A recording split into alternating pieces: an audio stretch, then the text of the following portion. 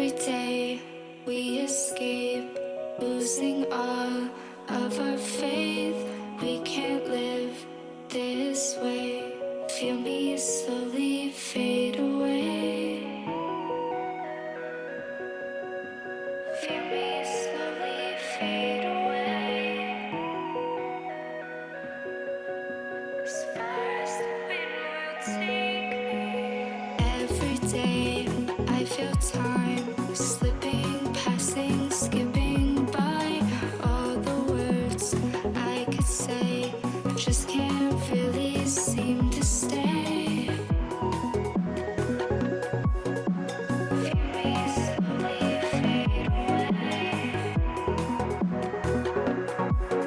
As far as the wind will take me.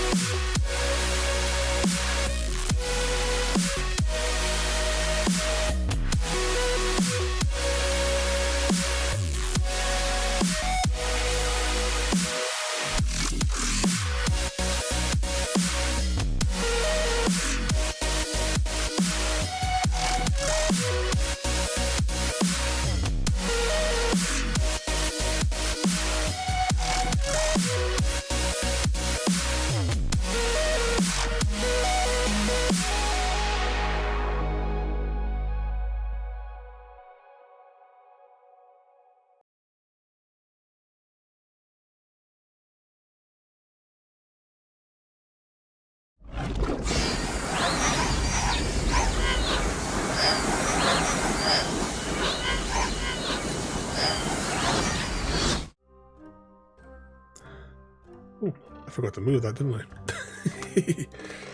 Welcome back, everybody. Today we have something completely different than normal. We are having a bash at the Labyrinth RPG adventure game. I would like to say a public service announcement before we begin. No one under any circumstances whatsoever should ever buy a Logitech webcam. Right, 2 seconds this thing, because everything is going tits up at the minute. The cameras aren't working. Actually, is it even working? Yeah, it is working. It's working really badly, but it's working.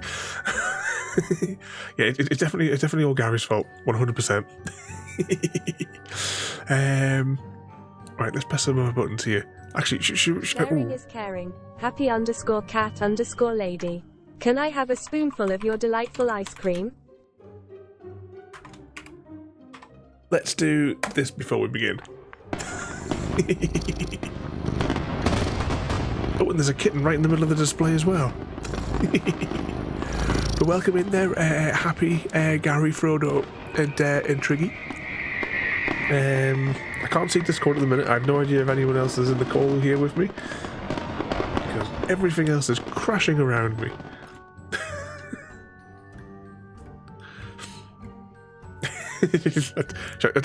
I'll take the register here, will I? Oh, hang on a second. I haven't actually put use into the stream yet. There we go. Soundscape Gaming, welcome in there, mate.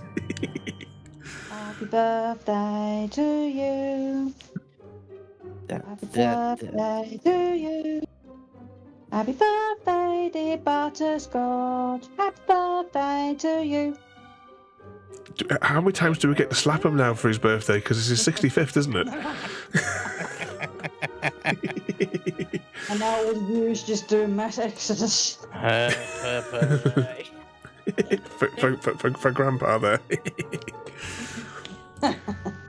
So tonight, barring any technical malfunctions, which, you know,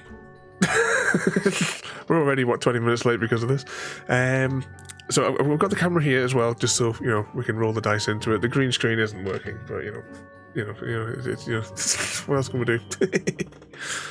That's it. Tonight we're gonna have a bash at the Labyrinth RPG.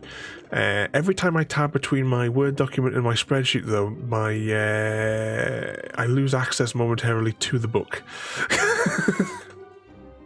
It just it just adds extra flavour when it crashes every 5 minutes. You got happy birthday from Soundscape there as well, there, Grandpa Gary.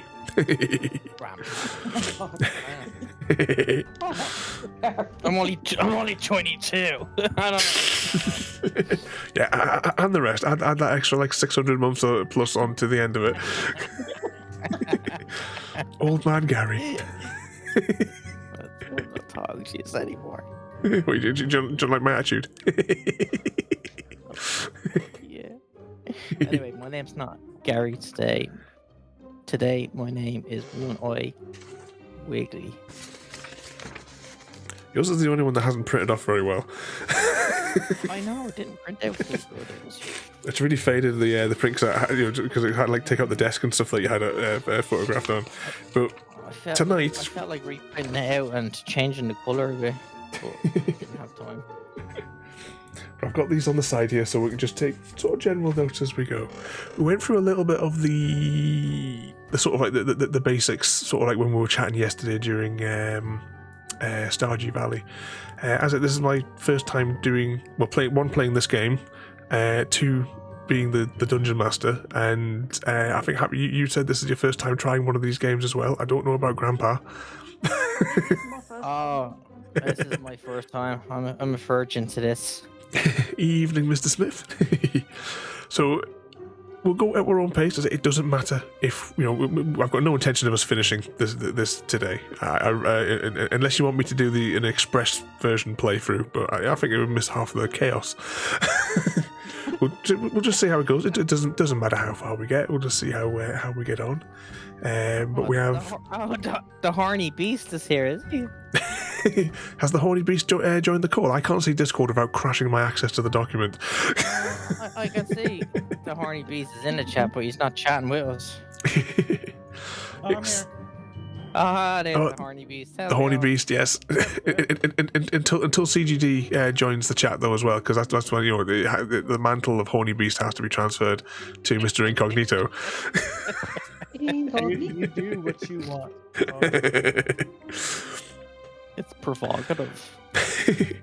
So what I've rigged up though for us, so that you can see where we are when I'm sort of attempting to describe our location to us as we go, and it should refresh on screen, so you should be able to see the maps of the various locations as we go, and I can cycle between them. That's how we're going to try and work this one.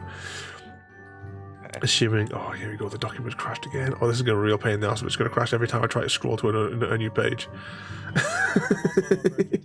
By the way, what could possibly go wrong, Frodo? Yeah, the stream is a bit delayed for me to what I hear from you. Well, it's okay. You're not particularly fast, so you'll be able to catch up that way. I'm insane.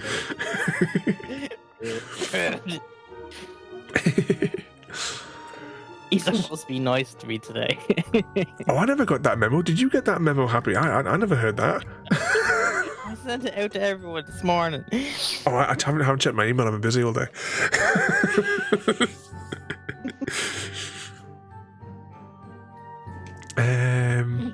Dare I ask who the horny beast is? Well, so the premise of this is I, the Goblin King, have stolen items of extreme value to these unsuspecting victims.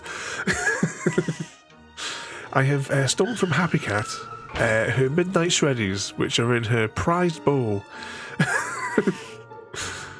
Evil. And from the butterscotch bitch, I have of course stolen the butterscotch. You butterscotch, I can't believe it. Evening, Porter, and welcome in. Hey, Porter. And for Frodo is also joining you on this quest to get, or to help you retrieve your items from me that I have stolen. The horny beast help Happy Cat a little bit. Like I said, we're going to be going for this at a nice slow pace. Anything, just say if you want. Like to go over anything again. I'll try to, as we encounter different things, I'll try and put it together, within the rules as best as I can. I know we went over some bits and bobs yesterday, and rather than spend 45 minutes going through it all again, we'll try and do it as we go. But as we go through, I'll describe where we're going, and you guys basically say what you would like to do. There's various different rolls that we can make if we decide to roll for a particular thing to see whether or not Happy Cat tears somebody limbs from limb. Well, I was thinking just that. He never steal my... No, but your baseball bat was already stolen because it's in Happy Cat's inventory. I don't know if you guys would like to introduce your characters at all. We're just bringing up my sheet here as well because I haven't put that over there. I put that over there. Actually, as well, you guys have got 13 hours to navigate the maze. So I can just climb over all the walls and get there quick. Also, Mr. Smith has also triggered a Hunger Games, so he's looking for another way for Happy Cat to tear us all limb from limb. Exclamation mark Hunger Games and more tribute. I can't multitask. Gary, you can't single task. Multitask. Good evening, Mr. V, and welcome in. Yeah, you're too old to climb the walls, just as Mr. Smith says there. You are... Oh. You're bad. What's Mr. Smith's sound effect? You've been banned from the server when he presses the sound effect thing on Discord.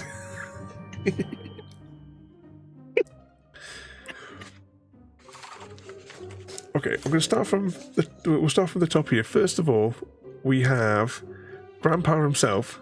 We have the birthday boy Gary, who is, if I can read this really, really faded printout. Actually, it hasn't. One-eyed Wiggly. Oh, is that what it says? I thought it was One-Eyed Willy. I'm thinking, hang on, is this the Goonies now or something? You said to keep it PG. Horned beast, not the horny beast. Well, no, that was your mispronunciation yesterday. Just the same as how you got the Frodo nickname, Frodo. What one mistake. Ladies and But gentlemen, did you like we the have our drawing I victor, did of the winner of the Hunger Games. Oh yeah, Porter MG, the avocado camouflage. And Porter has won the Hunger expertly Games. Disguised themselves using avocado Like a skins, bed walking evading stick. warmth at every turn. Porter was, and I didn't say, oh, Porter killed Mr. V. My He's a worms. murderer. My worm came from the worms game, so I have a bazooka somewhere. You must have left that in the cupboard with the butterscotch that got nicked. Oh yeah, it's in my briefcase. Damn. So yes, we have one worm character, which depending on where we go to, may prove useful. It also depends as well on certain other factors as well as we go through. So Let's since put- I'm the smartest one here, I should be the leader of the group. I would have thought you've got the smallest brain, to be honest. It might take a while for you to compute stuff. Look. One of my faults is I'm blunt. Okay, I'm. I'm blunt too. Oh, this is good. What could possibly go wrong? Well, at least you get straight to the point with the with the people that you encounter along the way. I should say as well, everyone that we encounter in this adventure, mysteriously, everybody that works in this maze has a slightly Geordie accent. It's you know they're obviously recruited from somewhere in Newcastle. Doesn't matter, male, female, big, small, doesn't matter. They've all got the same accent. The next troublemaker we have is the Happy Cat Lady, whose printout was printed slightly better than Gary's. Now, not technically within the rules, I would say, but I'm going to allow it for the comedy value. The Happy Cat has access to unlimited lube. That's what I was hearing. Recent addition, I thought of that. I like as well, like some of the flaws that Happy Cat put down is distracted by lasers. So we'll see what we do, and we'll see if we can. Somewhere there may be a laser. We will cross that bridge when we push Gary off it. Evening, Jim, and welcome in. Someone tells me this stream is just named Pick on. Oh, I should have put that as the title, shouldn't I? Pick on Gary Night. We would have had thousands of people in.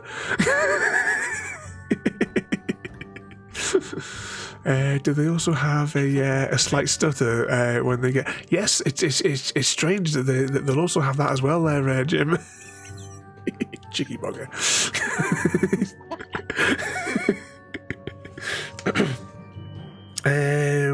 I can't see in the printout. What flavour of species was yours, Happy? I'm a human cat hybrid. That was it, yeah. My printer's made a right mess of these. I tried to make them a bit faded so it didn't use too much toner. I may have made it a bit too faded. Let's pop Happy Cat down there. Can you lower the volume down in Discord? Yes. You right click on somebody and then there's a slider. Oh. And you can do that by default, it's like in the middle, and then you can up and down it for depending on the person's volume. You're too late for Mass Effect questions. Oh, Ada's still going to put those questions in for you now. Okay. And our final contender for today, we also have Frodo, conveniently called Frodo, who is the Horned Beast or Horny Beast, depending on how the mood takes him. What was the name of the if you remember from the Labyrinth movie, it is the Horned Beast, isn't it? The big creature that could move stuff. And also, as well, because Frodo gets the ability to move a certain type of object whenever he wants to with telekinesis, and he's picked stones, similar to the chap in the movie. Yes, he is there, Mr. Smith. Okay, let's pop those down there. So I said, I have stolen something of great value from these troublemakers. I don't know what you mean. Well, it's more pointed towards Gary. Happy.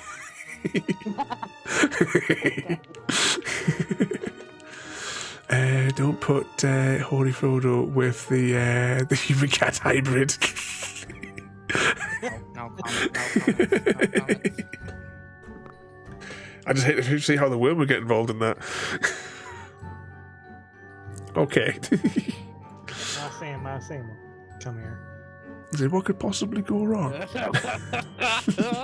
The boom, no harm done. Can't take these lot anywhere, can you?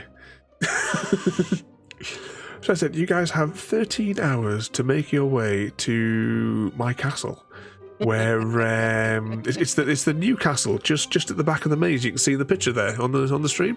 I'm only staying on for 2 hours. Freshly built. Oh no, we're doing the full 13 hours. Did you not hear me before, Gary? Yeah.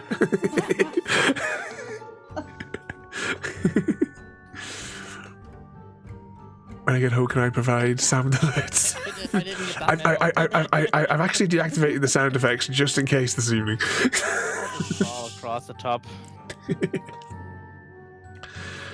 Okay, is there anything that you guys want me to Alright. elaborate further on, or shall we make an attempt on the first part of our story and then explain any bits that you may want as we go?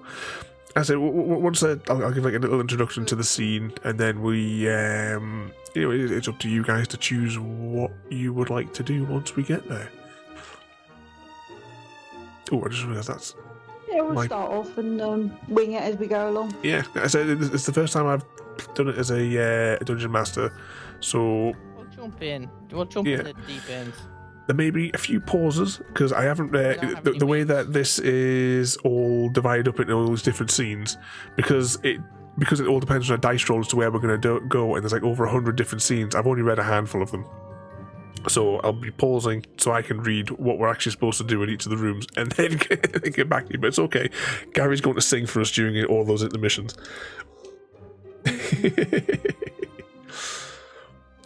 So where are we here? So we are entering the maze. We are at the stone walls of the outside of the maze. The high stone walls cast a long and sinister shadow. Deja vu hides around every corner, and unfamiliarity bombards the senses. From the hill in which you stand, the labyrinth stretches out before you in its entirety, vast and imposing. So very much similar to the picture that we currently have on the screen there. So stepping down from the hill, the labyrinth stretched out before you. The clock starts, and you have 13 hours to find your way to the centre of the maze and murder me. Or, or whichever comes next. I should say as well, if you fail to find what you're looking for in the 13 hours, you forget why you've gone into the maze, and you wander it for all eternity. That sounds good. Yep. Sounds like an adventure. Exactly. So I'll leave you on the top of the hill. I can climb over the walls. Well, I suppose, I mean, Happy does have a baseball bat. She could punt you over it. I'll give you a good whacking. Alright. Can I move these ones? Just make Okay, where are we at there? So, let's go to the first location. So, descending the slopes, you're confronted by a wall, beyond which lies the labyrinth's first ring, and my document crashes. This is going to go really well, isn't it? The maze of stone corridors are glimpsed from the hilltop. A square stone-lined pond filled with blackish water lies near you. No opening or gates can be seen. No footprints or marks in the sand. Ew. As you approach the wall, though, you can hear two characters talking, Gloma and Luma. A dwarf and another horny beast. Alright.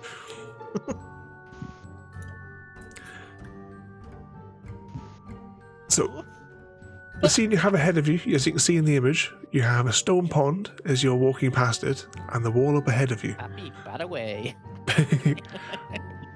Would you like to go and speak to one of the suspiciously Geordie characters that lie ahead of you? First thought I had was stick Gary up one of their noses because he's a little wormy. So he can interrogate him. You want to hold one of these down and interrogate them? Straight out the gates, we're going for mass murder, everybody. That is one of my traits. Like you say, well, what could possibly go wrong?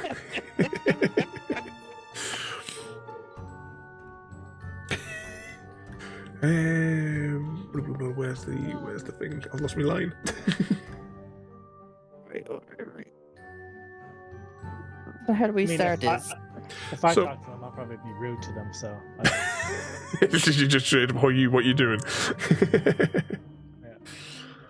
I could intimidate them with my baseball bat. Just, Happy Cat's walking out with a baseball bat. She's just smacking it in her hand as she approaches these people at the gates. I keep on getting mixed up between which one. Right, Loma is the horned beast, and the dwarf is Gloam. As my document crashes once again. As each of these are standing at the gate. They've been at the gate for many, many years, and Gloma, the dwarf, calls you over and says, tells you to do the smart thing, and you should enter the maze through his door. You don't want to go and speak to Luma over there. You're not interested in what she has to offer. You want to enter all the smart people. They come and enter Gloam's gate.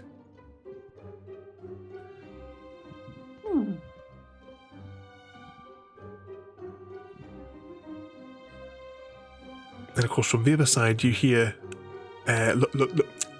Loma, who also speaks with a Geordie stuttering accent, and says, "You just need to ignore him. You want to do the wise thing, and you want to enter the maze through my gate." Can a horny beast not talk to the other horny beast? Well, it can do. It's still going to be the same thing. Is it the choice lies before you? Is how do you wish to enter the maze? So I said, the wall stands before you. You have two options so far. Are the horny beasts trustworthy, though? They might be, they might not be. The same as the dwarf. The two are along the wall. You can also see a score tally. Each of them have been keeping track of who they've managed to convince, or how many people they've managed to convince, to go through each other's doors. I suppose there isn't a tally to say which one of those was the right decision. horny beasts are powerful friends to have. So is that Frodo wanting to go and have a look towards Loma's door, if I can get a name out. I assume it's a female. It sounds like a female name. So it's a female horny beast. I call her Sam. Come here. Can we call her friend? When I suppose if Frodo was going over to have a look at Loma's door is carved stone, overgrown with moss. Okay. And Gloam's door is old wood and rusty metal. Oh dear. So you stand with these two characters before you, Oh, and a stone pond behind you. rusty metal. Well. Horny Beast has the he has a power of stone. So can he not? Yeah. Can he not? Like push the door open. Oh, the doors aren't locked. The two entrances. You just need to choose which way you would like to enter the maze. If you'd like to enter the maze at all here, Okay. you can go to the characters and ask them, and I'll try to provide whatever answer I can if you want to speak to them. Can't we just ask them? Can we come in the maze? Of course you can. I'm tempted with the door. Oh, sorry, Happy? Approach the goblin and ask, where does this go? Oh, well, if you go through my door, the goblin says that's the where all the smart people go. Oh, well, that's me out. All the smart people go through my door into the maze. You don't want to go through Loma's door. That's me then. I don't trust that one. Right. Okay. Never trust I a just want to goblin. say, like, if the goblin is saying that, I think we should go through the stone door.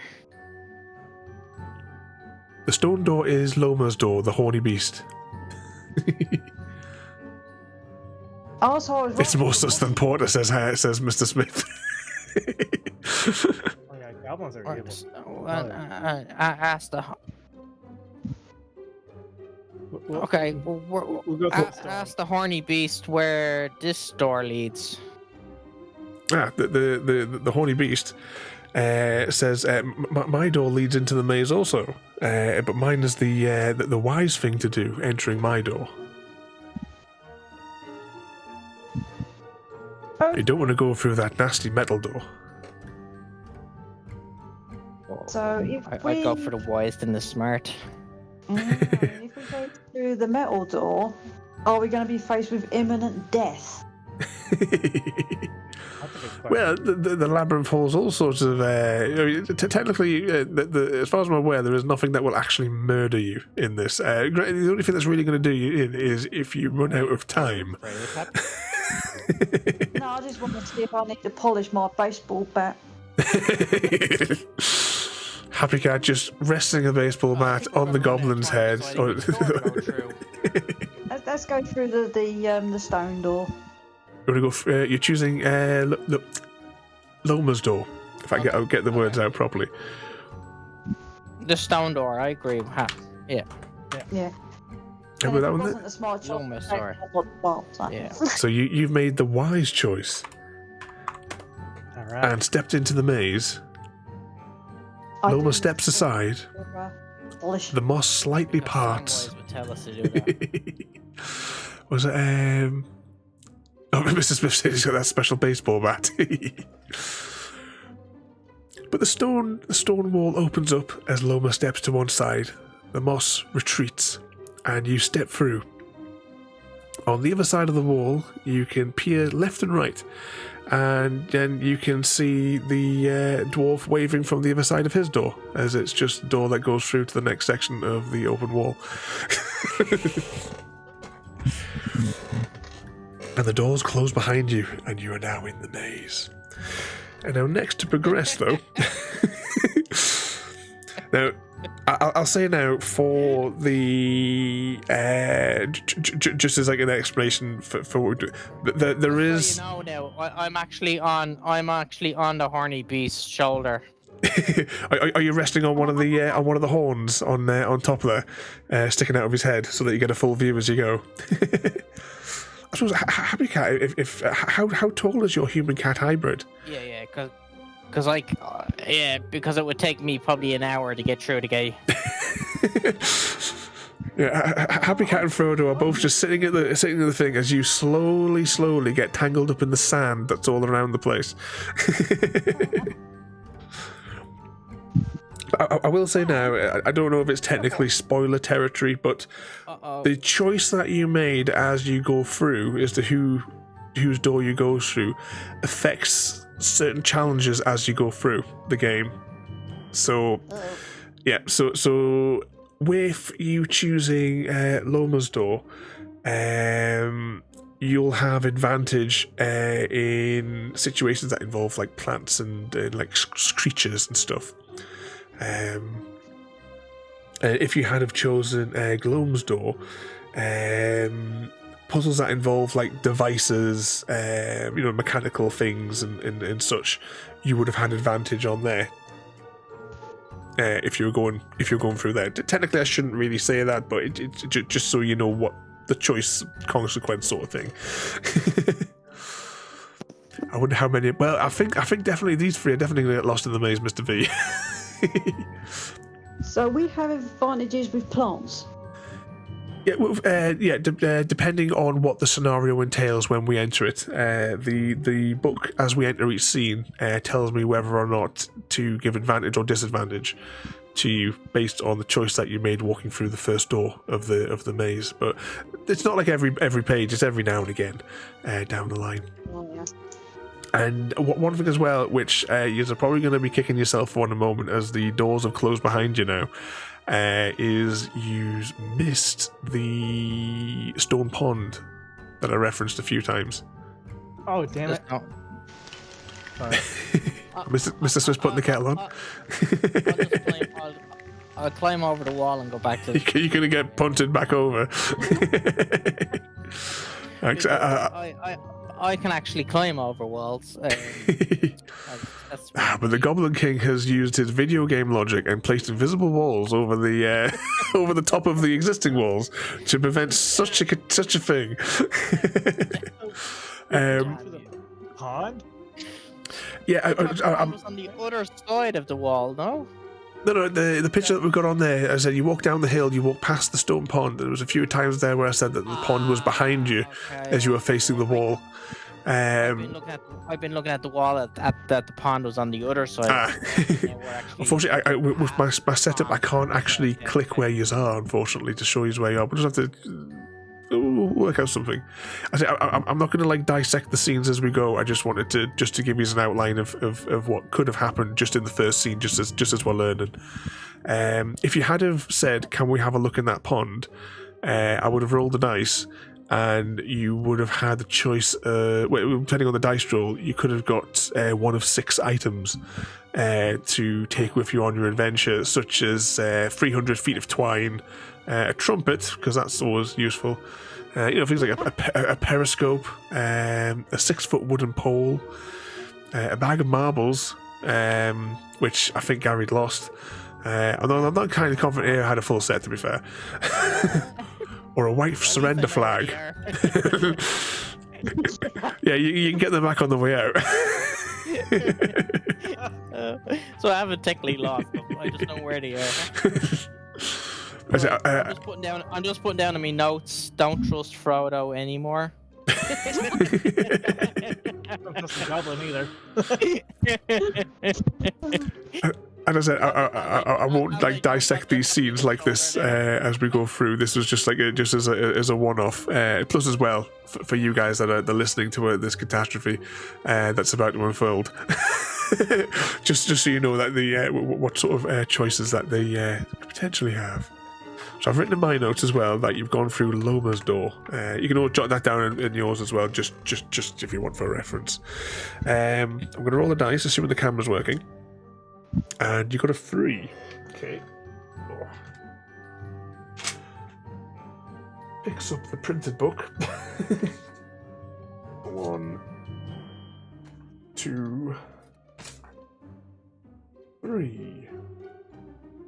Oh. Let's put that there, and then I'll get my digital copy here, and I'll cycle through to the next scene. Okay. Right, that's fine. Oh, for crying out loud, why does it keep blanking out? Are you trying to get to the Misty Mountains, Frodo? I just want to ask how, what time it is now. In reality, it's 22:15. No, in the game, because it did take us quite a long time to go through a door. Oh, you've still got 13 hours left.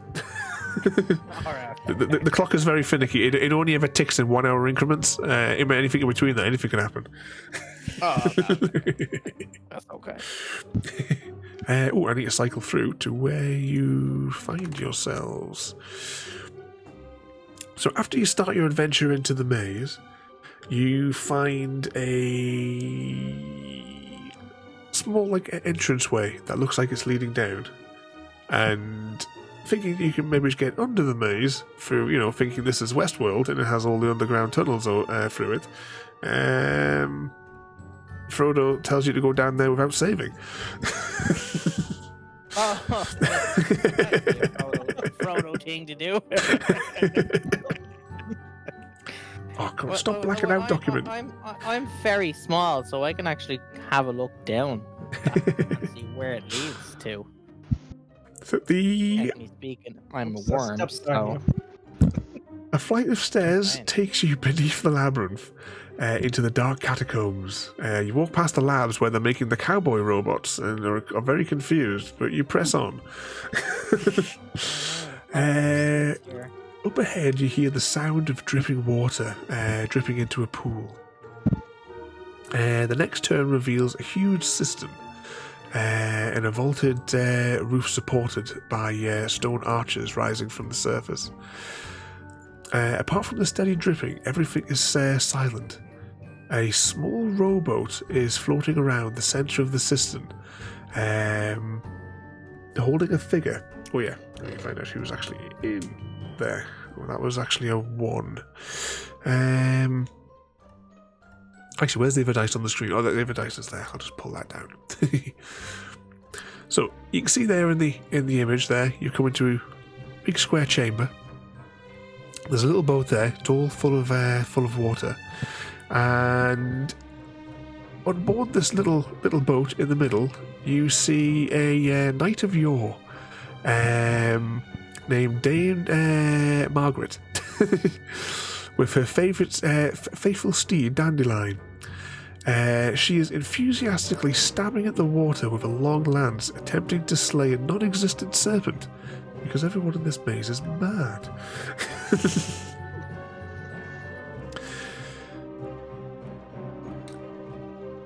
Let's see, Oh, sorry, I got distracted by a bleep from Ada in my ear. She's giving me the Morse code here. Let's see. Dripping water is coming from the shaft in the centre of the ceiling, 10 foot above. The only source of light coming from the well shaft up above there.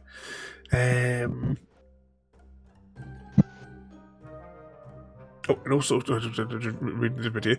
Above there as well, you can also see a rope and bucket from above the well, dangling down above, whilst all this other chaos is going on in the rowboat. So, what would you guys like to investigate first? How are you going to? The bucket and the rope, they are suspended 30 feet ahead above you. Did you mention some rocks or stones? Frodo has the ability to move rocks and stones, like the loose ones. Actually, could he? Up to the bucket. Mm-hmm. Unfortunately, the construction crews couldn't make it down through the gap into the cistern. Stones to make the bucket fall. Oh. Possibly. Let's have a look on here. Is that a thing? Or can he lift me up? Can I throw him? Where do you want him to throw him up to? Just so. We want to take a look in the bucket, right? You want to look up into the bucket. So is the horned beast going to throw you into the bucket? Okay, and fall down. All right. Have you guys got any dice, or are you happy for me just to roll to see whether or not you can do it or not? Yeah. Okay. So we will set this as. I don't have dice. It's okay. There is a way on Discord, or I can just roll them. You'll be able to see them on screen anyway, so it'll be randomized. Or you could ask your Amazon device to roll a d6 if you wanted to as well. Okay, so actually, I'll give you, because Frodo is tall, I will give you advantage on this so that we can roll 2 dice. Can't I run and jump high? I don't know. What did Gary get?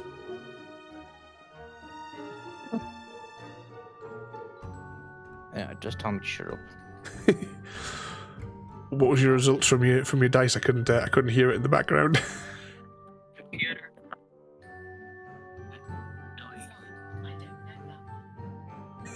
She doesn't know that one. I'll do these ones for you this time. Just telling me you can't do it. How useless. No. Okay, because Frodo is incredibly tall, I'll give it advantage. So we're going to roll 2 dices. Wired. When you have advantage, you take the highest number from the 2 dice that we're going to roll, and I'll set this for a success as difficulty of 3. So you've got to get 4, 5, or 6 on one of these 2 dice. And of course, they've rolled past the blocker that I put. So we have a 2 and a 3. Unfortunately, Frodo misses the mark trying to throw you to the bucket, and you saw straight past the bucket, and then then you come down into the water in the cistern. Happy to do it. Use me bat. I would have got you in. But as you as you splash down into the water, though, you landed amongst the debris which is in the cistern floating around. Yep, just about. Well, mine sucked, so I'll stay out of this. Would you like to investigate the debris at all, or? Since you're down there, Gary, might as well have a little look. So, yeah, while I'm there, I'll investigate the debris. Might as well. Okay, so whilst you're splashing around in the water, as Frodo missed the mark, as you're slowly swimming back, you notice that there is 4 items floating around in the water. Yay! Yay! So let's see, you don't get those 2 items, so that leaves you with a 12-foot jousting lance that you can see in the water, a bird cage made of metal wire, a heavy metal ball with a wooden handle, sorry, a metal bell even with a wooden handle, and a sodden book. The ink is smeared illegible, except for one page with a fragment of a map. Maybe use once to visit a scene without rolling a test. All right. So that gives you, because you can backtrack to different scenes. Dang. So, would you like to retrieve any of these items, or would you like to leave any of them bobbing around? Actually, you see, is there any? Take the map? I was just thinking the map. Yeah. Yeah. I'm just checking in here. So the debris at the bottom of the cistern, 4 objects have fallen into the well. Yeah, I'll take the map. Yeah. Okay, but we have to make roll attempts to see whether or not you can actually retrieve the items. So you want to go for the map of one of the one of the 4 items. You want to try for the map, yeah? Yeah, let's go for the map. Okay. Let's roll that there. Oh no. You rolled a 1. I already have it in my pocket. I don't like you rolling the dice. Well, that's why I said you got to get your own dice. You've got an app on your phone that you can roll a dice with. That was a... I can't remember what the command is, because I do have a bot where you can roll the dice, but I can't remember what the command is, and if I try to tab over to there, I'm going to lose all my documents because it's crashing all over the place. There is a bot somewhere in there that you can roll the dice with, though. I just don't know which one it is. But you rolled a 1, which is not good. Whilst who was actually going to try and retrieve this this item? Who was it that was trying to get the map? Gary. Gary was trying to retrieve the map whilst he was swimming back. Unfortunately, Gary was incredibly exhausted given the accident that just befell him when he tried to land in the bucket. And unfortunately, the map, as Gary tried to retrieve it, got unfortunately ruined and plummeted to the bottom of the cistern as all of the ink washed away. And through Gary's thrashing, it took some time for you guys to wrestle him back out of the water, and the horny beast performed CPR on the worm character for Gary, and this unfortunately took a great deal of time. And why couldn't Happy not do it? And unfortunately, you have lost 1 hour of your 13 trying to retrieve that one item and trying to recover Gary. So you now have 12 hours remaining to solve the labyrinth. So unfortunately, when you roll a 1, it means extra disaster in the thing. And welcome back there, Mr. Smith. Would you like to continue trying to retrieve the other items or any other items from there, or would you? You've got a 1 there, so you can roll your own dice there. Yeah. Dice roll? Yeah, installed that one too. Yeah. So I go. Yeah, maybe. Yeah, that's all right. So stick to see, can I get the bucket, guys? Yeah. 2 seconds. So you're still trying to reach up to this bucket. Remember, there is other characters as well that's rowing around in the boat, and of course, if you look in the image as well, there, you can see that beneath the water of the cistern, 10 feet deep, there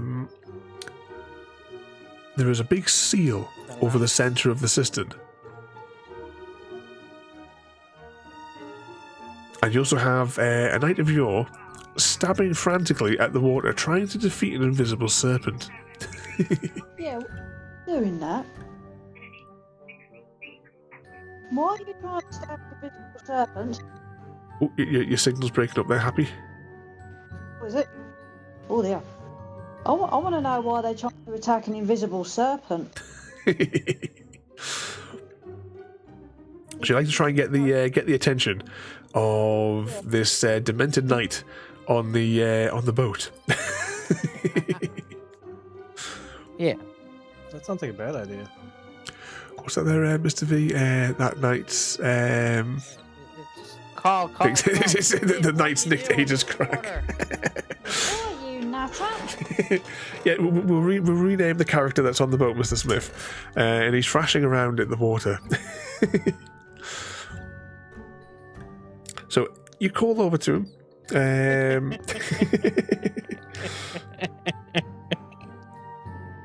Let's see there. You call at him, and Oh, hang on a second. Let's just check this here. So the knight is incredibly occupied by his stabbing and thrashing in the water. He calls for you to keep back, as there is a serpent in the water, and it'll kill you all if you enter.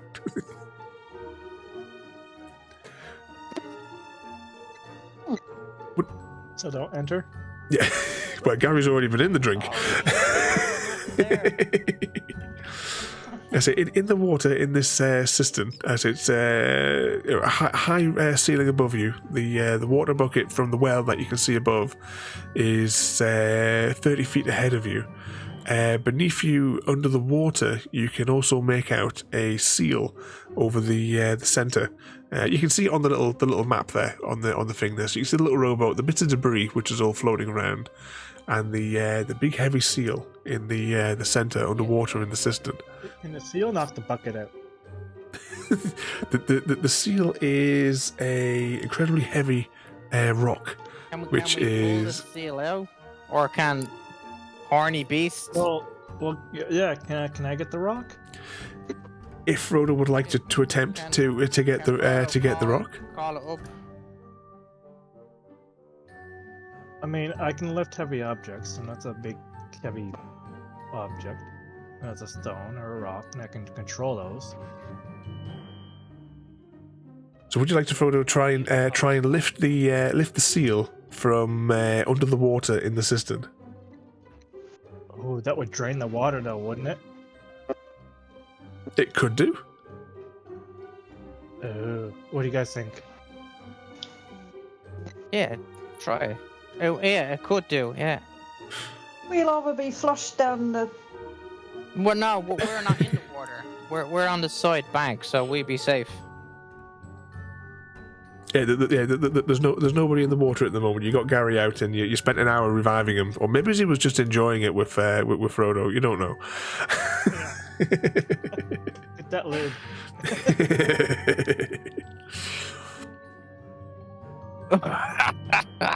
Wee. Okay. I do have a roller app on my phone, but it's weird. What could possibly go wrong, Frodo?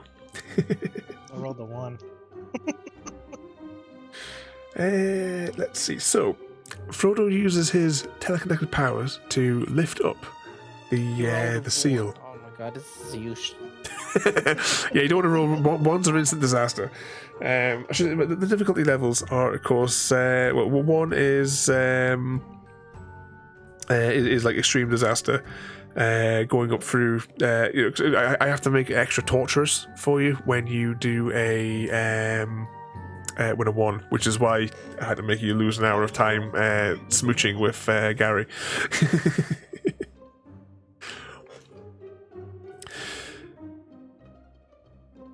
But Frodo, using his telekinetic powers, pulls the plug, the stone seal, from the center of the cistern, and all the water suddenly drains out, and a very disgruntled Mr. Smith in his little rowboat, screaming at the top of his lungs, declaring victory, he has defeated the sea serpent, and it is being pulled down into the nether space beneath. Mr. Smith is cackling like some sort of mad, crazy person as it goes down. Which this then leaves you with an empty cistern, as everything else, the water got drained away. All the items, Mr. Smith and the rowboat, all got flushed through the plug hole. Looking down into the plug hole, though, you can see a glimmer of light.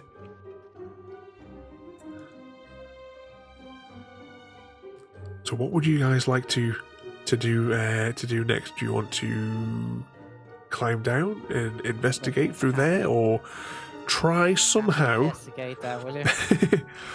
or try somehow to get out through the top of the well, which now is incredibly high technically because now there's no water underneath?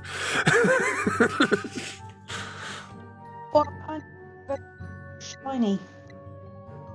What was that, Happy? It broke up again. I have to investigate the shiny. Oh, that's right. Yeah, because you have the Should do you have the thing, don't you, for investigating the shiny. Yeah. Okay. So, would you all like to climb down and proceed through the now drained pipe that leads out of this cistern? Do we have a choice? It's up to you. I mean, you know, you could hang out in the cistern for until the timer runs out. All right. Go and investigate. Will I fit through the hole? I think Happy Cat could help you fit through the hole, but given the scale of the rowboat, I think you should be able to manage through. If not, Happy can lube you up with her. I imagine that with this special lube bottle, you know, like in the last Airbender where you've got the water benders. That's how I'm imagining you, Happy Cat, in my head using this lube. So it's not a water bender; it's a lube bender. All right. Lou Bender. Okay, would one of you guys like to roll a dice?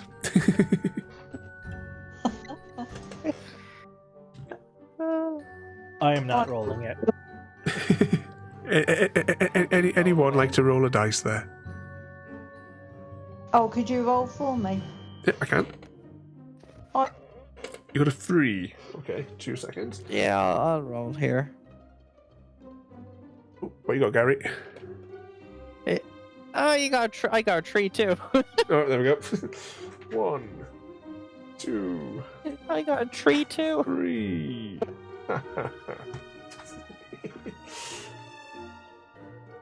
Ooh. Right, 2 seconds. I just need to put that there. Put the Xbox controller back to hold the page in place. And then I need to scroll my document down to here. On my phone, I rolled a 3, but did you roll? Everyone got 3s. got Everyone's got a 3. Oh, where did I put that second dice? There it is. Oh, burping away here again. Spicy sausages are coming back on me. Evening, Gooey. Welcome in there, mate. You joined us this evening as we're doing an experiment of trying a RPG game. What could possibly go wrong? But welcome in there, mate. You joined us as this crew of misfits are slowly working their way through the labyrinth. So you continue through all these dark and gloomy waterways. What we got in now? Well, you know, Frodo's fur is getting all like stuck and matted from all of the all the gunge which is around the water, that you know where the water's gone through the pipe as it's exited. But you see a metal grate at the end, and you push it aside and you slide out into a sort of narrow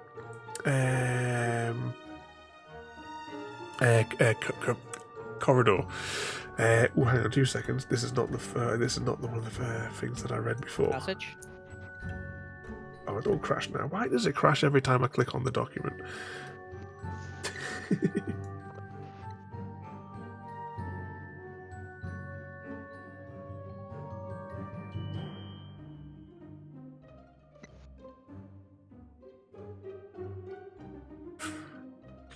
So yeah, I thought this was a different passageway. This passageway is far worse. So this passageway is littered with kegs of gunpowder, sticks of dynamite everywhere, and there are 5 goblins scurrying about, tossing explosives to one another and attaching them to the walls and floors. Brilliant.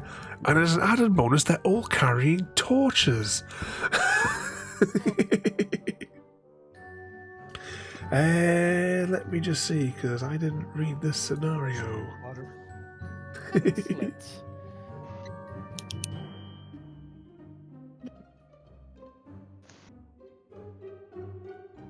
Could I try sneaking past them? So you watch the. You can see these people here. The Goblin King has decided that he wants to change the layout of the maze just to make it a little bit more complicated for some people. Unfortunately, he hired goblins to do the job with explosives, and they haven't got a clue, which is why they're having a whale of a time playing with torches and throwing various bits of explosives all over the place. Let's see, because I think you get an advantage on this one. Possibly. Indeed, Gooey. Oh, 1 second.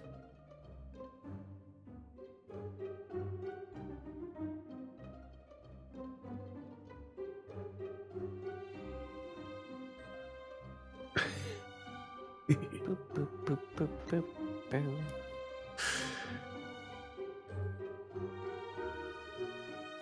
Okay, so there's 3 types.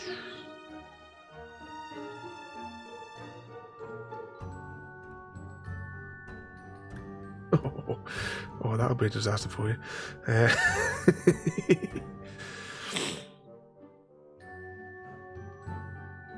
So, with all this mess going on, how would you like to somehow get past these chaps? Are you wanting to speak to them, or are you wanting to do it happy style, or?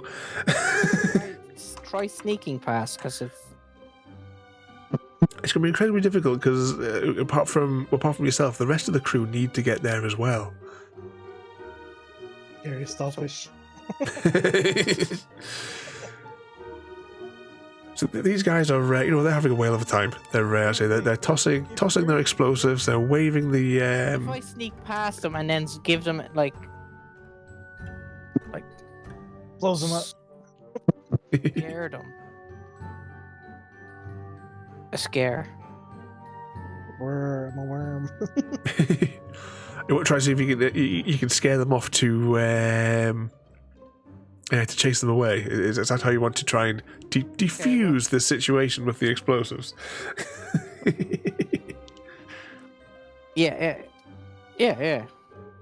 Defuse. Let's see.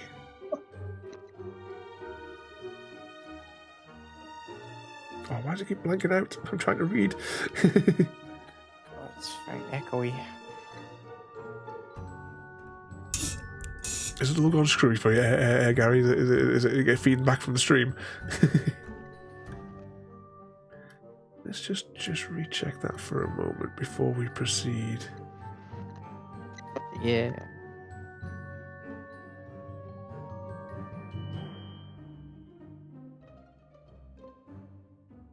Right, so...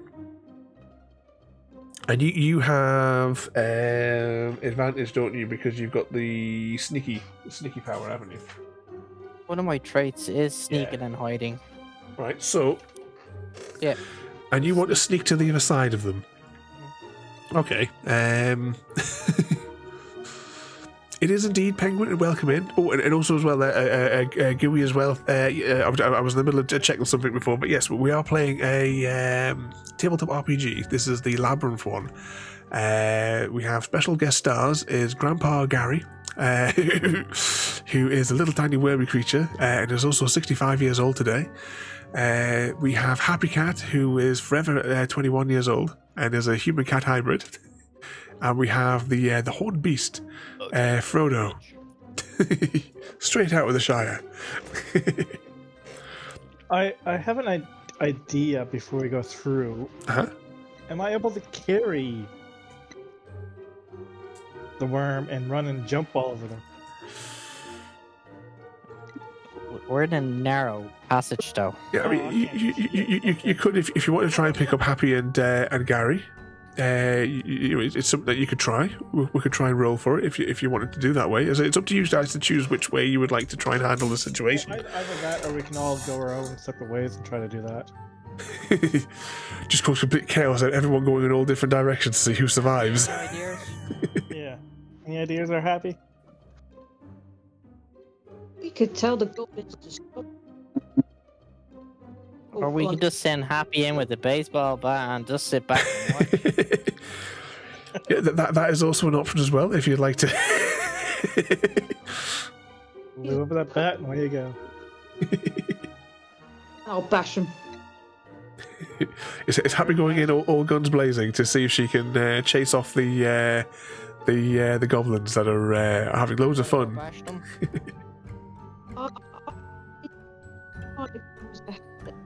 Your mic is completely cutting out. I can't hear a word. They're Happy. It's all breaking up. From the movie, the goblins are cowards anyway. Try unplugging, plug it back in there, Happy. Oh, I just... Oh, fuck, actually. Let's see if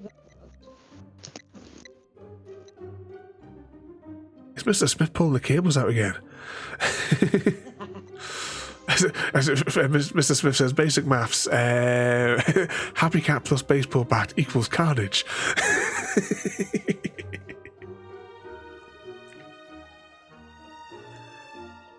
So, have you chosen your course of action?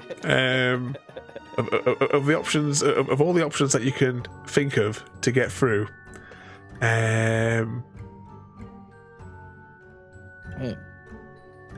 We're gonna send Happy in with the baseball bat first.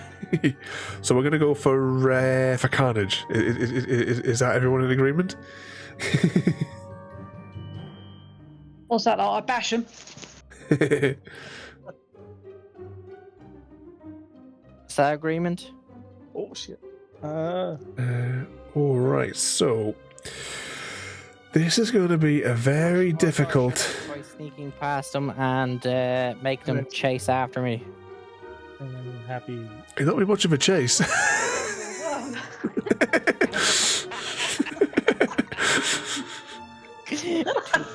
That'll be the shortest chase. I mean, how many hours of time we got? You've only got 12 hours left.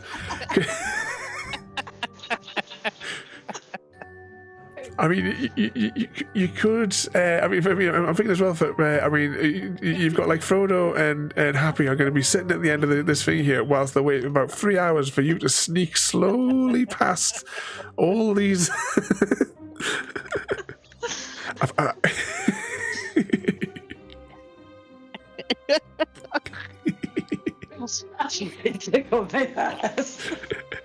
Okay, Happy, go in with the bat blazing.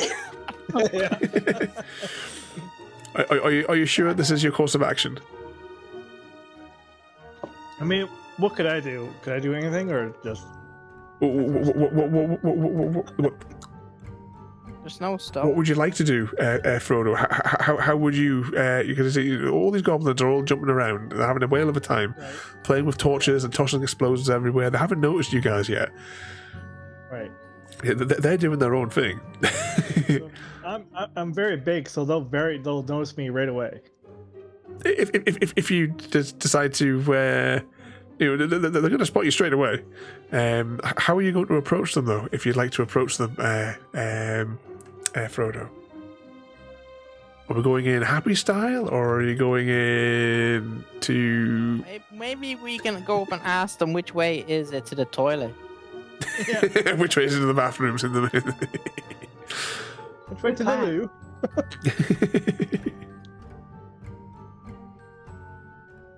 And then Happy comes in and bashes them all.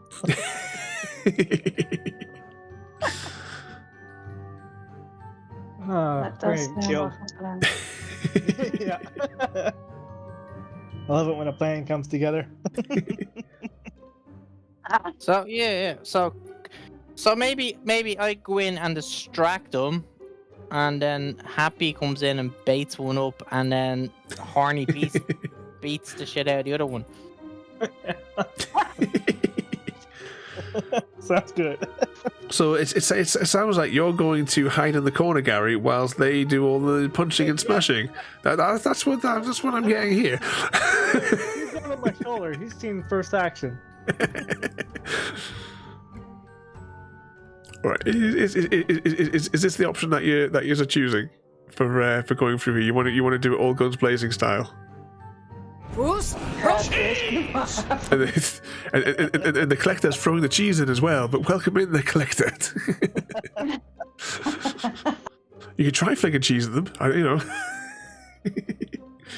Let me just check here in the rules for this room. Doing We that. don't have any cheese. unless Happy can use her lube to make them slip, and then the fire gets the bomb and blows them all up. Well, the way things are going, I think there's definitely going to be a detonation regardless of what happened here.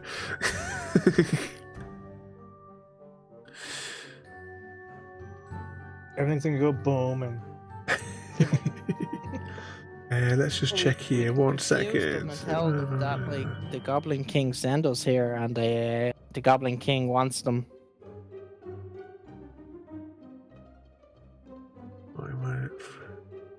You went through Luma's door, didn't you? And they give me all the bombs and torches.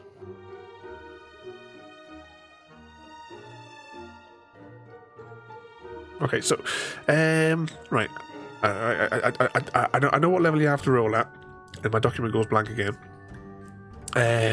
Okay, so the goblins, they're having a whale of a time. They're jumping back and forth, throwing explosives, playing with torches. Lighting fuses, diffusing fuses. And I'm assuming that one of you guys wants to go up to them. Is that the decision that we've come to? Yeah, I'll go up to one of them. Is this with baseball bat in hand? Are you going to try and pelt one of them? Well, I'll with the baseball bat behind my back. And I shall ask them to kindly stop playing with the bombs and let us pass. And then they can carry on. So we're trying to get through. Oh yeah. Let's see. Who are you going to go up to? I wonder if I can run past them, bulldoze them all down.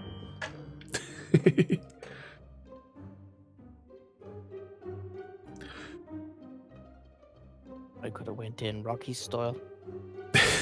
Which is just punching them all. I've only ever seen, I think, the first one of those movies. I've never seen any of the others. I think that was probably back in the 90s when I saw that. They're doing like half dozen remakes or something like that in recent years. Would have been late 80s, really. Not remake. New ones. Okay, so Happy Cat walks up to the first one. Right. You want me to roll for you, Happy, for this one, or have you got an app now? Or I'll let you roll for me. okay, so Happy Cat walks up and you've walked up and you've asked them to kindly place down the bombs. The goblins now all notice you and the rest of your party. And it's like, oi, Way to go. these are the guys that we're supposed to be rearranging the maze for so they can't get through. And I'm going to have to put something there because it is rolled past, but I suppose... I can't reach it. There we go.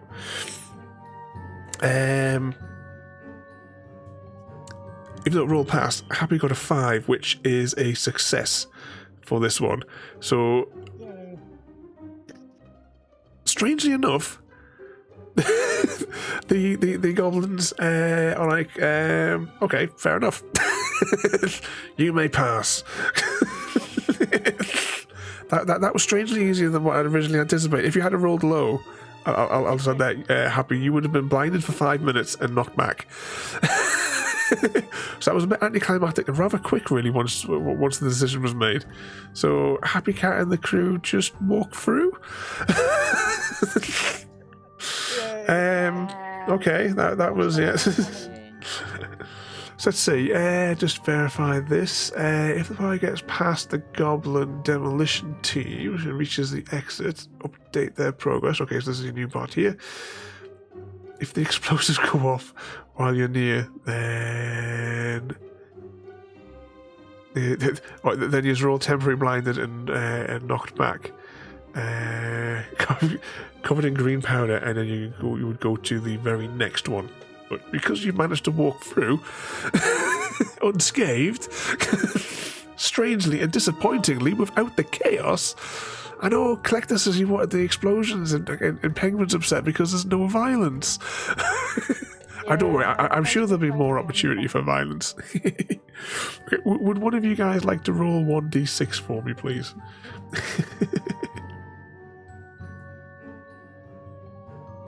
I'll probably just say, like, other alternatives that you could have kind of picked would be if you were able to sneak up, as there are 3 types of explosives. You could have, if successfully, sneaked up and stolen the 3 explosives from them. What was that? That Gary there? Did you roll there? I told you I should have sneaked up. But you wanted to sneak past them. You didn't want to sneak up and steal the explosives, though. A 3 again. Is this just an Irish thing? Is it? Yeah. He's rolled a tree. Okay, let's see when we go in there. See, even Mr. V wanted the explosions. 1, It's a tree. 2, 3. Ooh. Okay, let's put you there. Let's advance this to... Is that the right one? Yeah, you have to imagine this one is tipped on its side.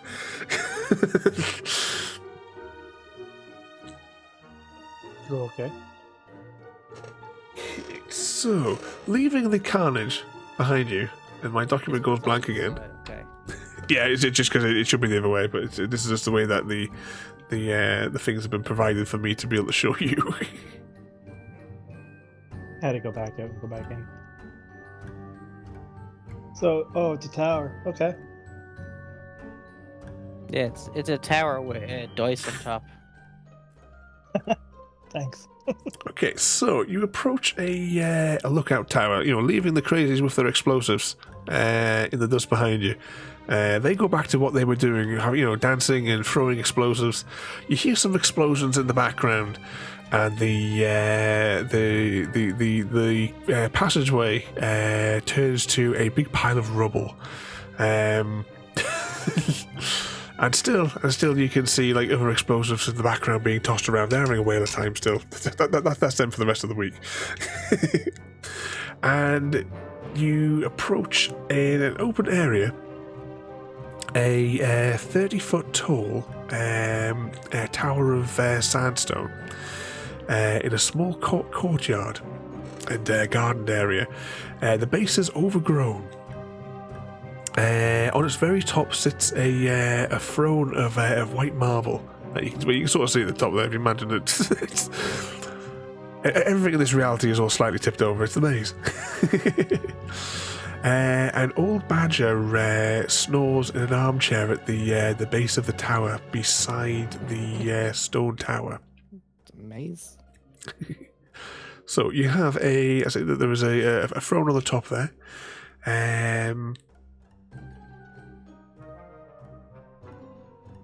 Let's see.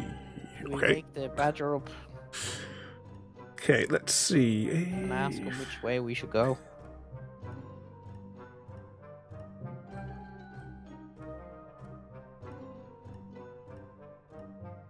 Right, let's have a look there. Hold, please.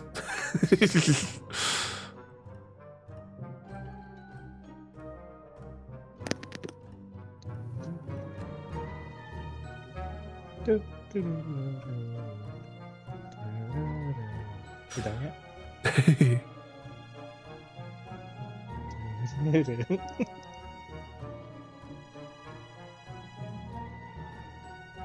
I like that confidence. You guys not dead yet?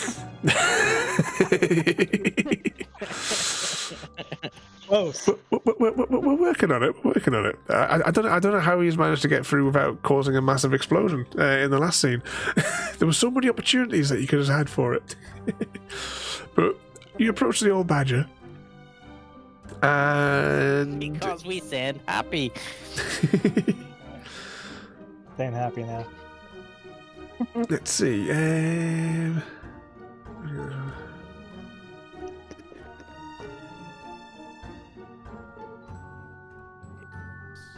Oh, right. This is actually complicated.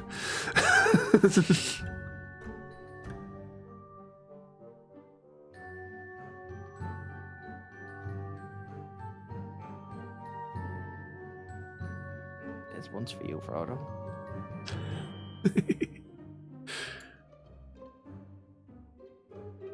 Alright, let's check that first of all. Oh, don't crash now. Why does the document keep crashing?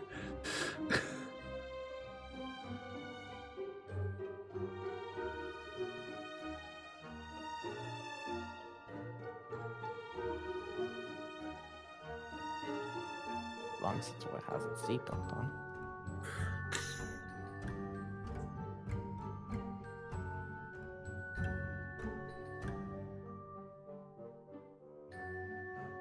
Distant places.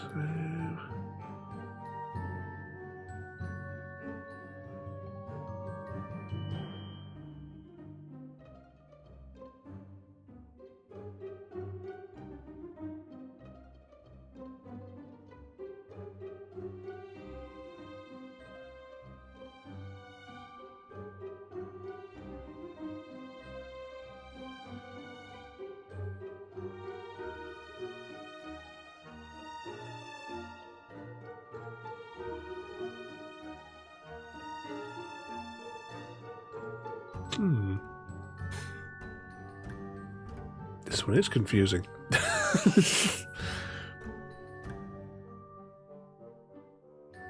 So I'll right. The badger, now that you've woke him, he is going to explain how this scene works, so how this location works, how this puzzle is to be solved as my document keeps on crashing in front of me.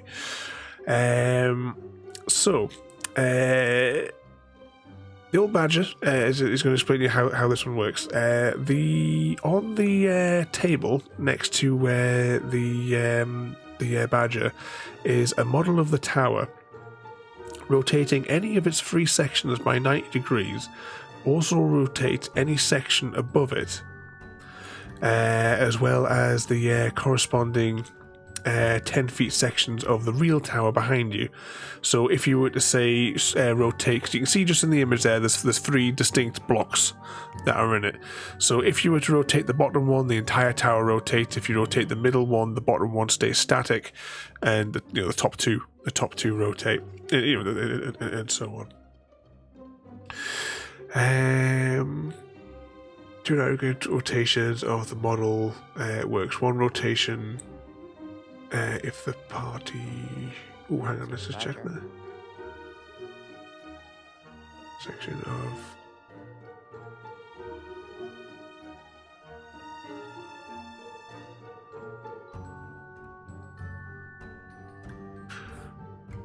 Okay, so you can rotate the tower because you went through Loma's door.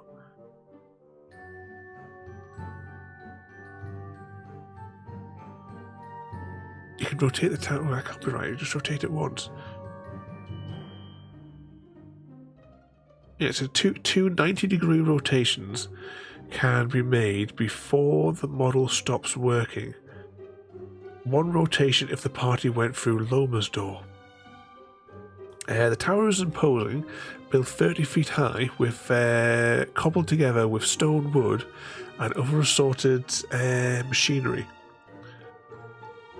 Climbing it would be a challenge, though some areas look easier than others.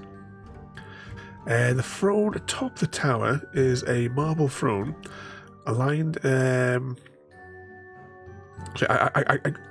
angular and adorned with all manner of fancy things. Sitting in it will allow you to see distant places.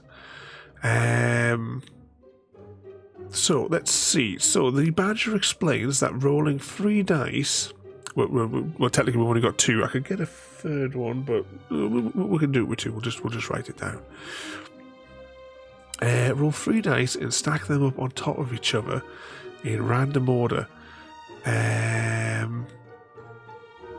This is the tower. Number on each exposed face represents... Alright, I get it. I missed that line when I was reading it before. The screen must have blanked out. Right, that makes more sense now. It's not as confusing as it was a minute ago. So yeah, so the number is the difficulty for climbing that face to reach the top of the tower. So you're looking to get to the top of the tower to see off to a distant place to get an advantage to move forward in the maze. You don't necessarily have to. You can run away and explore normally, or you can try and get an advantage by getting to the top of this tower, as the old badger explains. Let's see. I have the advantage of climbing. So. Yep. So you will if you want to. Right, 2 seconds. I'll roll some dice and we'll get the shape of the tower. So the bottom bit is going to be a 5, a 4, and then I'll just roll one more, and a 2 for the top. And that's the difficulties. So to get up each 10 segment, each 10-foot segment, you're going to have to roll. To get up the first section, you have to get a 5 or above, a 4 or above for the next section, and then a 2 or above to get yourself to the top, if you're the one that's going to climb up to the top there, Gary. But because you have the climbing ability, I can also give you advantage on that, so you'll get to roll 2 dice and take the highest value. Dice. Oops, sorry, what was that, Gary? I missed what you said there, Gary. Yeah, if you roll 2 of the d6s and give me the highest value for the first one.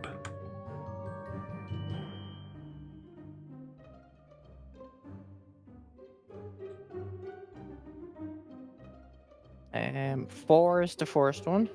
Yeah, and roll again. And 5 is the second one. Okay, so we'll take that as a success because you got a 5 as your highest one. I take it Happy Cat and Frodo, you guys are happy for Gary to be climbing up here, if that's what you just want to do. From the goblins, because I didn't smash their faces in. Happy Cat is sitting sulking because she didn't get to use her bat. She's crying and in the corner and gently caressing her baseball bat with her slapping gloves firmly on.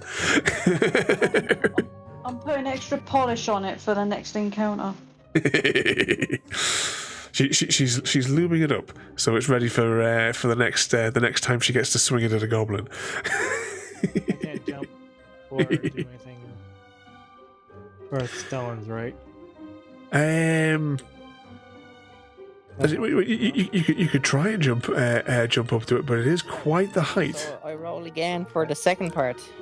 Yep, as you're climbing up there, Gary, roll again two dices just as before to see how far you get.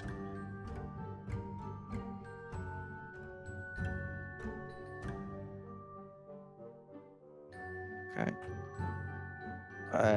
First one's 5. Evening gaming call. And the second one's 4. Okay, well you won on both of those because the next level was 4. I take it you're going straight up. You're not going left or right or anything like that. Oh, hang on, actually. Oh, hang on. Yeah, we have misread something in here. Okay, well we'll ignore and we'll say that we're okay with getting. TBR Gaming Core wants to bouncy with a Smith 501. Is all set to marry Frodoliter 33 and are going to kill a Smith 501. Oh, it looks like Mr. Smith's been killed by Gaming Core. But welcome in, Gaming Core. Yeah, I've just realised as well, I've slightly misread how we're supposed to be climbing up here. the way that this is actually showing me is, right, so what did we roll first? We rolled a 5, so the up was a 5, and then the next layer was a 4. Okay, and this is where, right, this makes sense now. We'll say that you're in the middle, just for the sake of argument, so we'll forget the level 5 on the bottom, and so we'll say you got a 4 and a 2. Where's the 2 on this one? There it is. So, if you imagine these dice as stacked, actually I can probably show you here on the camera if you can see. So, I'll put these, oh, but I have to off them. This is going really well, isn't it? 4 and 2. So, you see how I've got those there? Imagine that is the 2 levels of the tower remaining. So, the smaller model, you can rotate it around because you have to beat you have to beat each of those to climb that particular section as if it was a tower. So let's say, for example, you climbed up that first section and you are now, let's say you're on the 2 there, so you can go left or right as you're climbing. So if you were to go right, you would then need to roll a 2 or above, and that would get you to this side. Your companions can rotate one piece for you, but given its alignment, you'd probably be alright just going straight up, because you only have to roll greater than a 2 and then greater than a 1 to get up. So we've sort of like misinterpreted that one, but it's alright. We kind of know what it means now. We go. You want to kill both of them, Gaming Core? So, For the next tower. yeah. So as we've slightly misinterpreted that one, but it's fine. Oh. Yeah, it's fine. Roll again. Yeah. So technically, as long as you want to go straight up, or do you want to go left or right? But as I say, given the shape of the tower, it makes sense for you just to go straight up. I say straight up because it's only 2. Yeah, so roll another two dice because you've got advantage on climbing, and give me the highest value of the 2 dice. Ooh. First one's a 2, and the second one's a 2. Oh no. Let's see, is it that it has to be that or greater? Let's just check. Top of the tower, the character must successfully climb each of the 3 sections in order. A player character's attempt to climb the tower, climb up, down, or left or right, depending on which one they want to land on. If the player character falls to the bottom, they can try again, but they would lose an hour. We'll say that one was a pass. Because technically, I suppose if you were to, yeah, we'll say that was a pass. We'll class that as that due to the confusion that this room's caused.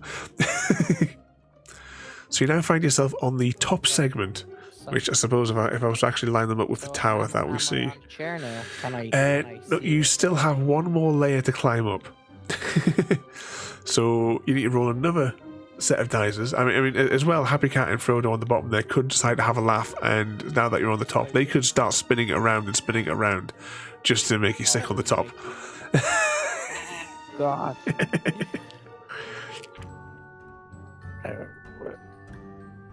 First one's a 1. And the second die? And second one's a 3. It's a tree. Again, it's these trees. They're everywhere. You control trees. Oh, I didn't pick that one. It's like, we're going to try and spin him around Mr. V till he throws up, you see. It's the only right thing to do on his birthday.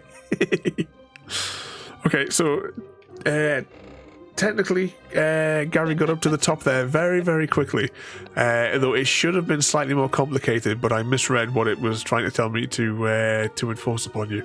But it's fine. Actually, there's even more complications. Oh no, we've completely bollocksed up this one, but I think we're just going to have to accept that we bollocksed up.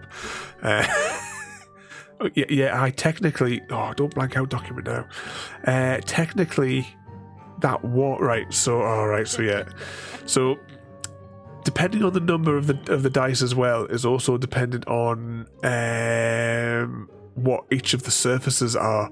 So technically, that one you shouldn't have been able to climb up at all because it was supposed to be impossible. So we've completely bollocksed up this room.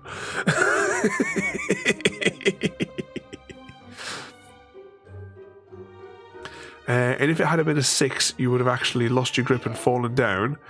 If it was a 5... So I would have been able to climb it. Yeah, I think we're just going to have to accept that you somehow magically climbed it, and just accept that I completely bollocksed up interpreting the rules on this room. It's fine. Room up there. So... Oh, don't crash now. Why are you doing that? Right, let's have a quick spy and see what prizes you've won.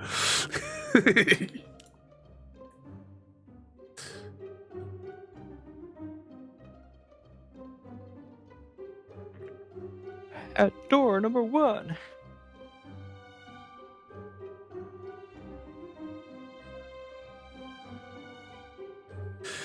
Okay, would one of you just like to roll a dice for me?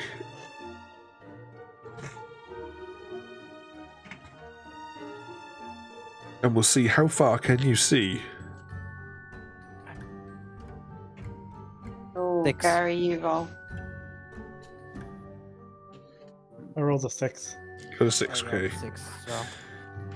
1, 2, 3, 4. Page wouldn't turn. 5, 6. Okay, so from the top, from your vantage point, Gary, being a worm sitting on top of this tiny little worm sitting on top of this chair, you can see in the distance there is a room. A room in amongst the maze that has a large lock up against one of the sides, and there is a very, very heavy key which is lying on the ground next to it. You can see that far off in the distance. This colossal solid brass lock and key. The Goblin King also appears next to you. You can see where you're looking at ahead, and offers you the opportunity to travel there directly, should you wish to.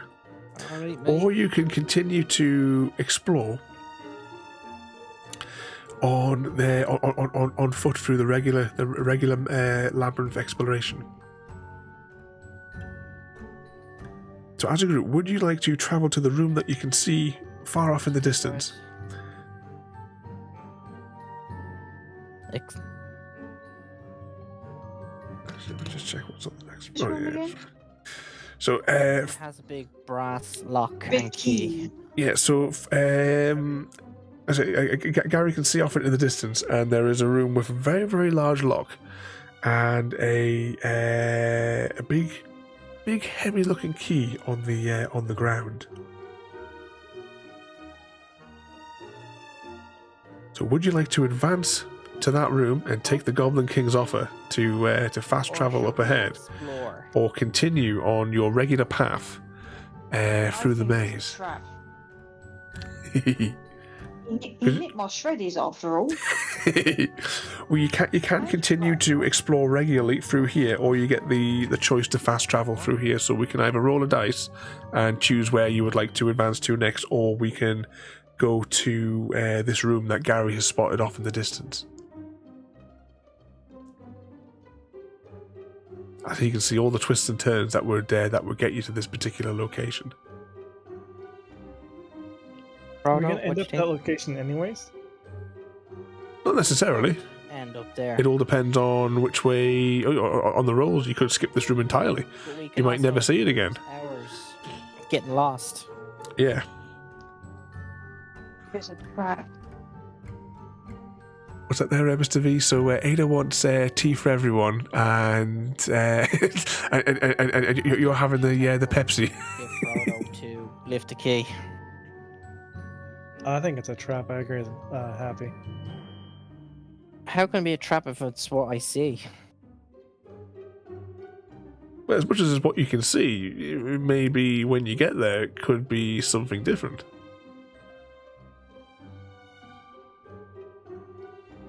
Goblin King is Trixie's.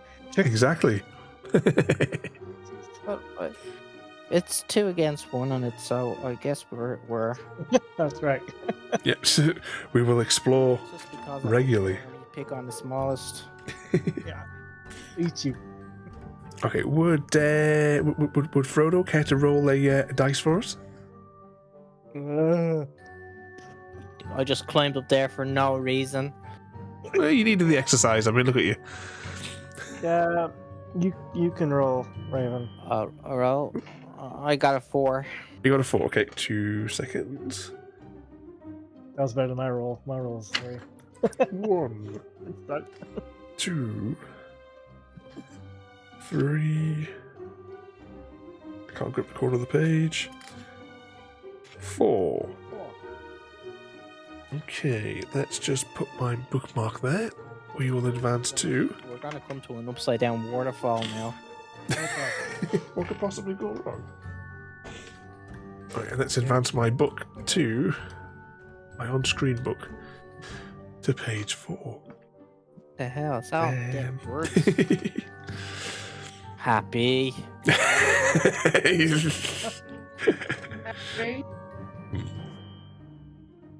So you continue through the twisting corridors of the maze. You encounter more bizarre. Climbing. Well, Happy Cat needed to console herself for not being able to blow up everything. But it's okay. As you travel through the corridors of the maze, Happy Cat sees some gnomes and decides to have a bit of fun and bashes a few of them to see what to see what's inside of their heads. I don't like that. Freaking out. Hi, Sam.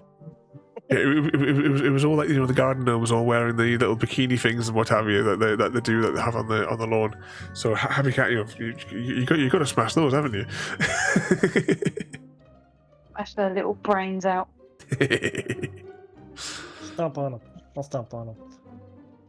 Oh, why does this keep blacking out this is crazy. I don't know why it's crashing every couple of minutes. Okay, as you're traveling, continuing through the stone section of the labyrinth.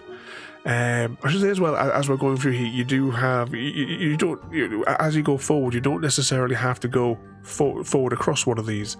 You can, if you want, you can try to go back to the place you've previously been, if you want to go to a particular room you've previously visited, or if you just want to run away the other way and explore some more. It's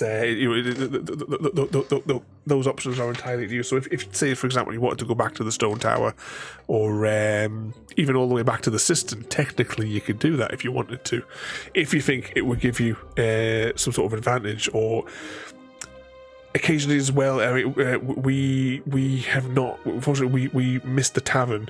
We didn't roll to get into the tavern, and there's people in there who you can get quests off. So you would go away and do their quest for them, and then you would go back to turn in that quest for a reward as well. But we rolled past the tavern quite early on, because that's one of the early places to visit. Yeah. Okay. Anyway, so let's just press this.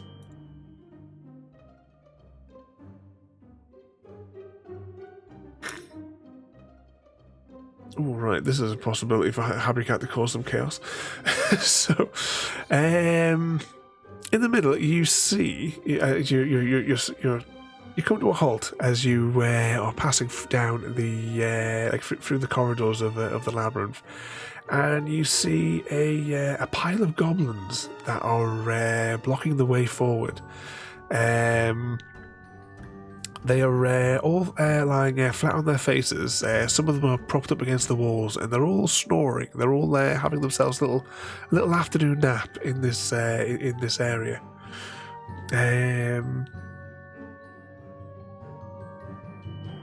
I was distracted by one of the other things on the. I would have said sneak past them, but I think we should let Happy go and bait them up.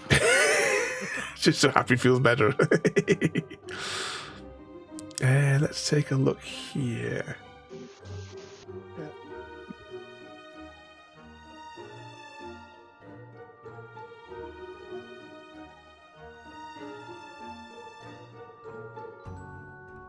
Okay. Plus our look. Proud of. Okay, so that's it. All the goblins are all in a heap in the center of this passageway, blocking the way. How would you like to proceed to get through? If you want to get past them.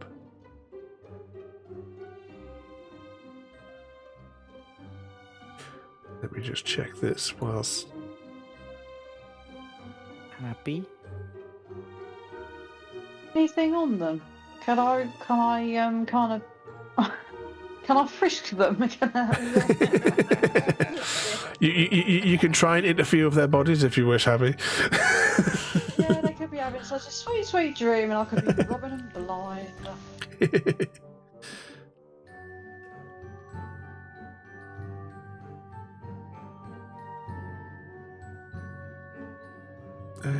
Let's see.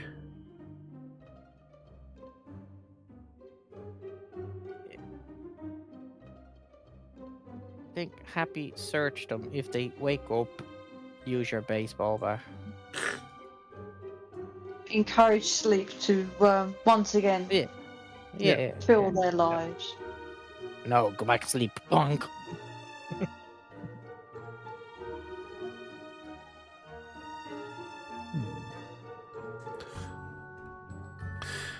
Okay, so is that what you'd like to try and do, Happy? Or you want to go and interfere with these?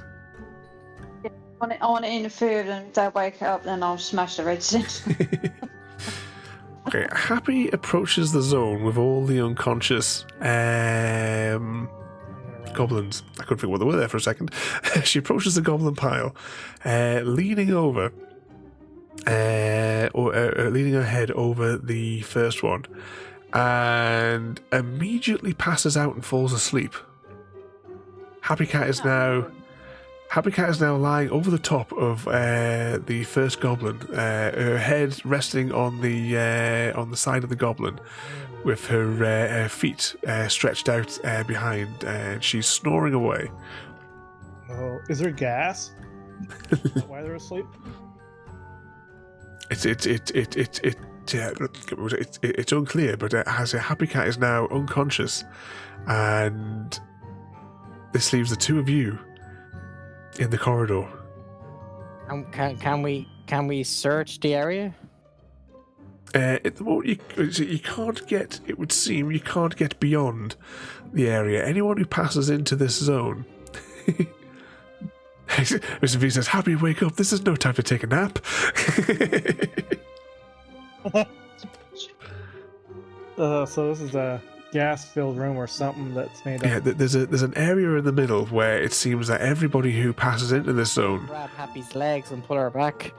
you can do, yes.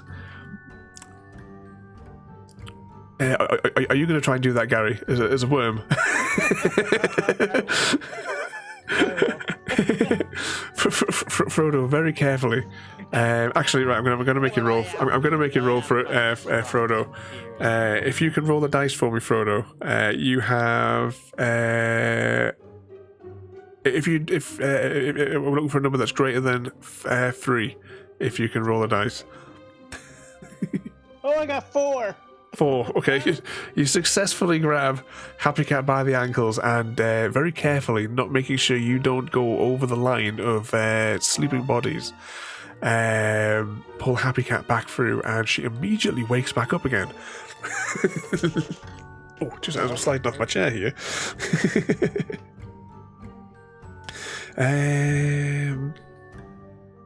Let's have a look. We're just going to pretend that didn't happen, Happy, and turn back. You can do. If you don't want to try and advance through this bit, you can explore once again. Okay. If you choose, you can re-explore and potentially choose a different location through the labyrinth, a different path through, if that's what you want to do. If you don't want to try and get past this this wall of sleep.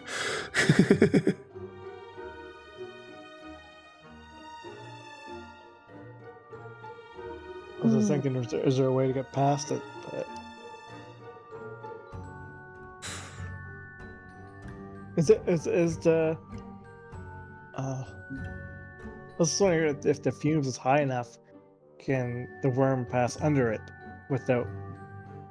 No, everything, even the guys that are on the floor, because most of the goblins are face first on the ground, so it's definitely affecting everybody that is in that rectangular zone in the center, as you can see on the image. There as well. Right. Yep. So I think so we should anything. turn back and try something new. Yeah. You guys want to attempt to retreat? Yeah. Okay, let's see. What were the consequences for rolling back again? Oh, please. In the meantime, if one of you can roll a dice for me. Run away to live another day. Anybody else want to roll the dice? I'm rolling low numbers. I don't want to play. Okay. Do you want to just generally explore, or do you want to try and get back to the tower where you previously were? Any one of you can roll. I'd explore. Explore. You just want to go for a normal explore, so yeah, taking the. I'll say so. If you want to go back to a particular room, that you previously visited, you have to get greater than 4 in the roll. If you fail, you lose an hour off the clock. If you choose to go back to a particular, so if you want to go back to the tower where you were previously, say for example, and you failed to get greater than 4, exactly, Frodo. If you failed to get, if you failed on that, you would just go back into normal explore anyway, but you would also lose an hour as you were technically lost in the maze for an hour. But you guys just want to do a regular explore. So did one of you guys roll a dice? I missed it if you did. You're right. Yeah. I just got a 2 there. Got 2. Okay, let's see. Where do you go now? 1, 2. Oh, this is a fun one. Yes, the scary beast comes out. Gaming core. Okay, let me just roll these back to. Okay, so we're here. This is the scene I thought that we were entering before. I just need to get to the other page. Indeed. So retreating back from the sleepy zone. In fact, actually, you know what? This scene is actually, because I've just read that bit there. This scene is how he is getting through these ones so quickly.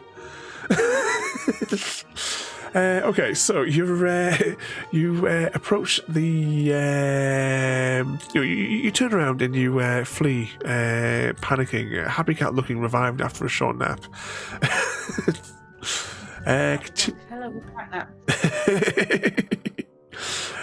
Continuing on back through the ways, you attempt to backtrack to find an alternative route, and as you come along another long straight section of the maze, you can hear a cheerful buzz in the air, high-pitched voices humming and chattering. The passageway ahead, however, is blocked by a dense miniature city. What did I check? I did change it on screen. Yeah, I'm just checking. Actually, can I zoom in that at all, just so you can see? Yeah, I can get in a little bit there, a little bit closer, I suppose. So there is a dense miniature city growing out of the walls, populated by hundreds of brightly coloured worms. Dozens of tiny little bridges span the divide, creating an impossible tangle. As you approach, the city goes silent and turns to look at you.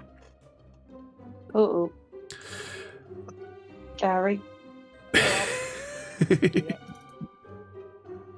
2 seconds, I grab a tissue. I go in and say, hello. Ease. Within your party, the mayor of the worms come forward. Let's see, the colony, the worms will. Where am I looking? So, seeing that there is a worm in your group, the mayor, he comes forward to the front, says, "Evening." Greetings, fellow worm. Would you care for a potato? We have lots of little miniature ones. We never run out here. Seeing your rare party, though. Have you got any butterscotch? I'm terribly sorry, but we are suffering a dreadful drought of butterscotch here at the moment ourselves. We can't we can't help you there, unfortunately.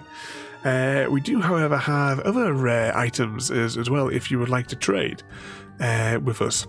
As we're always looking for new and useful things for our city. This may be a slight hindrance because so far you haven't collected anything for your inventory. Happy Cat is the only one that has inventory items if she wishes to trade them.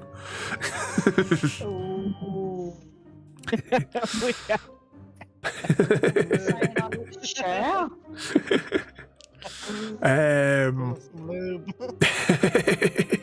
We want to lube for butterscotch. What was in your inventory again? It was gloves, a baseball bat, and was it the lube tub? Where's Happy Cat's sheet? There it is. Yeah. So there's the Eternal Lube, the slapping gloves, and the Cyberpunk baseball bat is what Happy Cat. If Happy Cat wants to trade, don't have to. It's just that's an option that the mayor of the town is where we're looking for things that could help benefit our city. Meanwhile, while you decide for our fellow worm, I will signal, and the mayor signals to the bridge keepers, and all of the bridges retract. Clearing away if you wish to pass through. Just as well, this particular corridor, because you went through Fingerbridge's door at the beginning, they would have let you through because they would see you as a friend. Or if you have a worm in your group, they automatically let you through as well. So this one has actually not been as complicated as what it could have been. It could have been a war zone. Because I'm a horned beast, I went through the door. I'm a friend. Yeah. There's a worm. He's also. Yeah. So it's double friend for those scenarios, basically, to get through here. If you had gone through the dwarf's door, the mayor got to offer. Well, it's more of what have you got to offer in trade. We have a worm. We're worms. We have very, very little brains, and unfortunately, worms don't understand the. I don't think we're trading in Gary. that might be complicated. We have a Gary for you. I'll shut up. So, do you wish to trade, or are you quite happy to pass through? Well, since we can pass through without much of a bother, I'll keep hold of my stuff. Why if they have something cool, Happy? Yeah, Happy. What they got something we really need other than slapping gloves? Evening, Sergeant Rusty, and welcome in there, mate. You joined us this evening for something a little bit different. We are trying a tabletop RPG tonight. But welcome in there, mate. No, I don't think they've got any shredded here either to trade.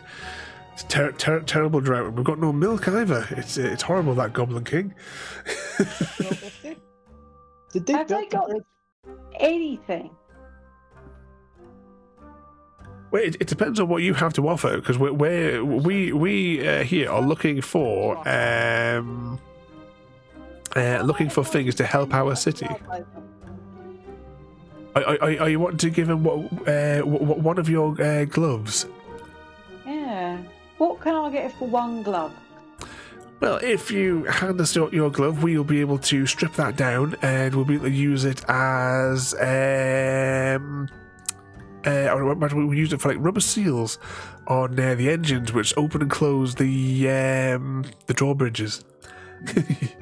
So, if you give that to us, we'll give you something. One glove. Okay, you give them one glove. Okay, the mayor signals some people, and they slowly worm it away into the corner, and in return, they come back with a glove that looks identical.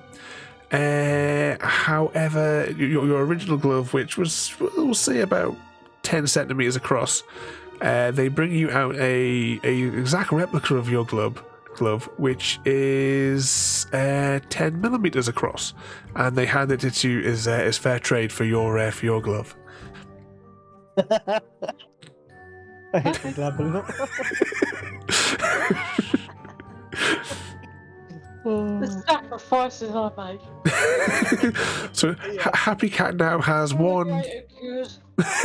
Happy Cat has now one slapping glove, which is of a normal human size, and one that's fit for a Barbie doll. It can fit worm. It's a Gary.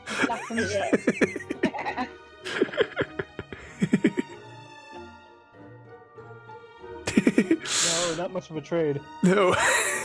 Well, you see, the worms, the worms will offer to trade a replica of anything that you wish to give them, only in miniature, as worms' tiny brains don't understand the concept of large items possibly being worth more than small items. They have no concept of this. So anything you were to give them, so let's say that if you hadn't fished out the periscope from the pond at the very beginning, you could have given them the periscope and they would have returned to you a miniaturized version of the periscope, for example. They didn't even trade them their bat. You know, if one of you had a sword, they would have exchanged it for something like a sewing needle, you know? Oh, I'm so glad I didn't give them my back. Well, if you hadn't given them the bat, I would have made them return a toothpick to you.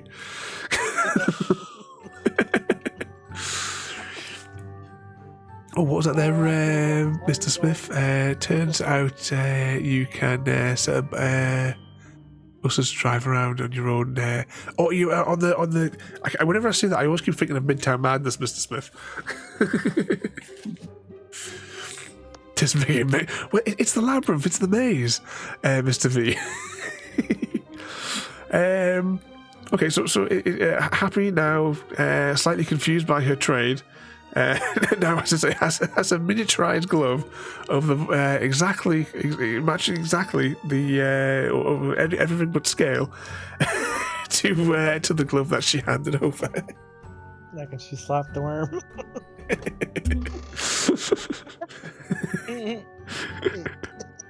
Like just a little tiny, with a little one held between two fingers as she like tries to slap him with the little one.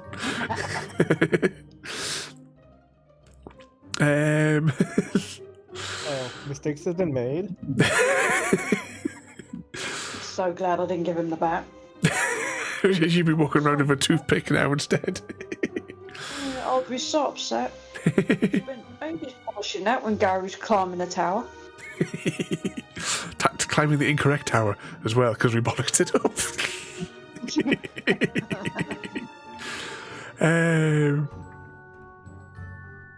Okay, so yes, so as I said, all the various walkways, drawbridges, and the likes have all been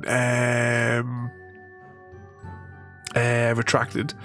The way is technically open. If you wish to pass and continue on your adventure from here. Yes. Well, since I've just had a glove shot, yeah, we're gonna go.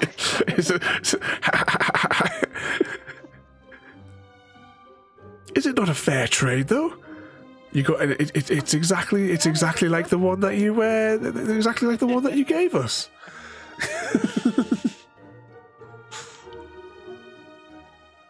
Gary now gets a slapping glove. Gary has a slapping glove. He has a weapon now.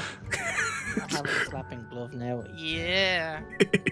We'll put that down in your inventory. In your inventory, Gary, on your sheet. It's the section at the bottom.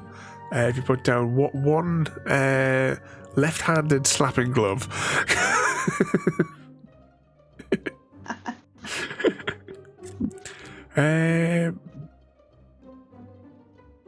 Yeah, so so the mayor's going, okay, if you're happy with your trade, we have to get business open here again, and we if you desire to pass, so that we can lower the bridges again. We shall pass. We shall pass. Indeed. Now, technically here, unfortunately, Frodo doesn't have anything in his inventory, because we could shaft him a bit. Tell you what, Frodo, can you roll a dice for me there, please? Okay. Oh, 4. You got a 4? Oh, damn. I was kind of hoping you were going to get a low number, but that's fine. So, okay, the party, happy, apparently somewhat confused over, just staring at the gloves, what gloves in either hand, this little tiny one and the big one, is like, what the hell just happened here?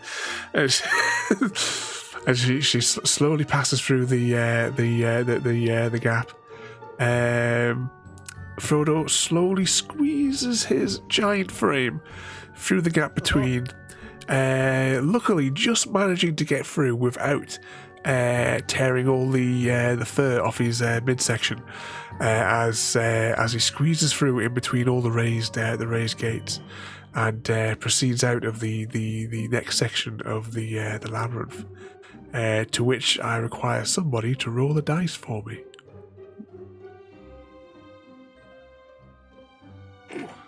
Whilst I pick the book up.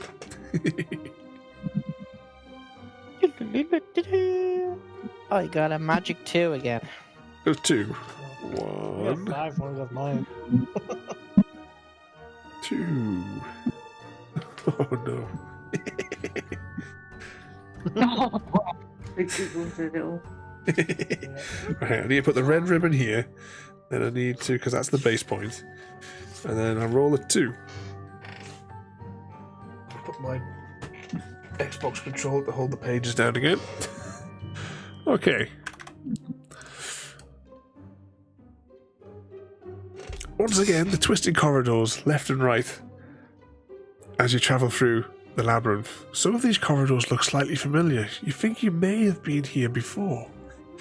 Oh, balls. You turn a section of the corridor, and you come across a pile of goblins, all lying on the ground, snoring, snoring peacefully. Oh,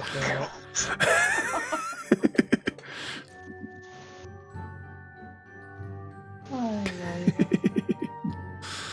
Is there any chance we can grab one of them by the legs and drag them out? You can do if you think that you can get in without like getting too close. If you think that you can pull one of them out. Do you have anything on you that you could possibly use to maybe nudge them without putting anything of your body over the line? Happy, would you? Time for another unscheduled nap, says Mr. V. Happy's baseball bat. I could use my bat to try and prize one closer to us, and we can pull Yeah, them out that way. can do. So, Happy Cat approaches the pile, finds the first goblin, and carefully reaching out. This is where I'm going to need you to roll 2 dice for me here. Oh, you'll have to do that. Oh yeah, I keep forgetting. Right, first dice. Oh shit. You got a 1. Happy Cat.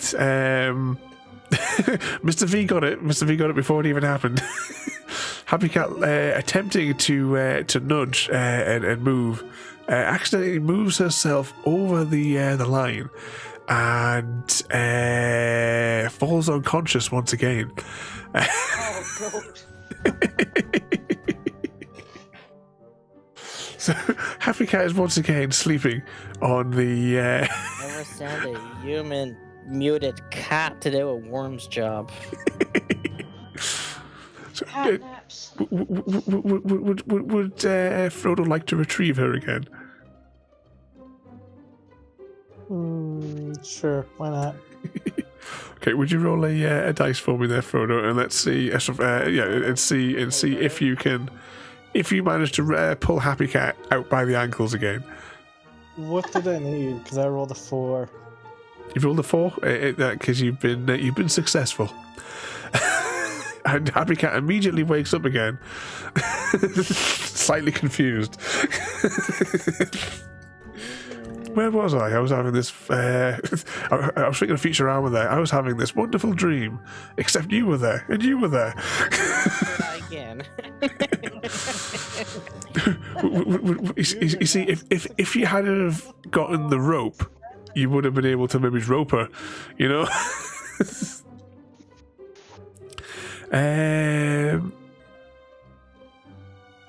Okay, would you like to try again, Happy, to see if you can try and like lever another goblin out? Yeah, let's try again and I'll have another nap. Let's see. I'll first save you again. Oh no! You got a 4. You've successfully managed to pull one of them out of the pile. Let's see. Who do you meet? Who is it that wakes up? Okay, you got a 3. Yeah. Ooh, right. So, the goblin slowly wakes up. And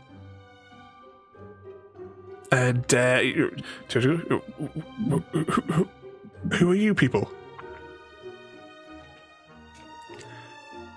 Never mind now, who the hell are you? Oh. I'm one of the Goblin King's goblins. What happened to all of my friends? Why are they all unconscious?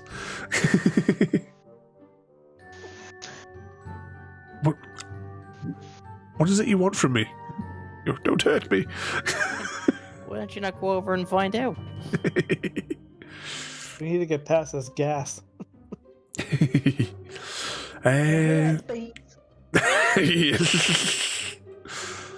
This wasn't caused by any beans.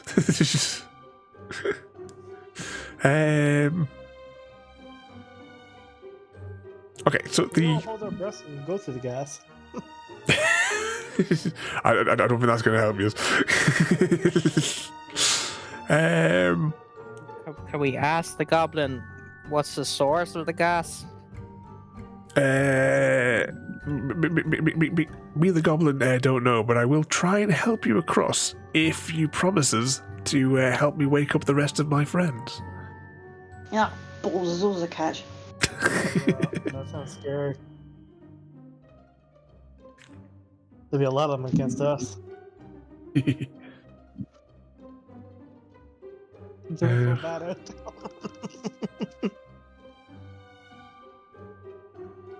So we have to help the rest. You have to help the rest to get up if you want the goblins' help Or maybe to get through. just throws me across. What happens once you're thrown across, though? I mean, we can do that if you want. We can throw you across. Do we know how far the gas actually spreads? Is there like a zone? Well, Just the middle. yeah, just that middle area where all the bodies are piled up. So I'd probably say we'll say it's about. See, they're goblins, so they're only little. We'll say it's 6 meters across. Maybe there's a switch on the other side. I could throw you go if you want. If that doesn't work, then I can still get the other goblins awake, and if I fall asleep, then Frodo can try and wake me up again. Yep. I can search the other side, see is there a switch. Okay, so are we lobbing Gary? The goblin sits and wonders what the hell's going on here. We're lobbing Gary. Yeah. If Gary falls into the middle and falls asleep, I probably can't reach him. We just tried a goblin then.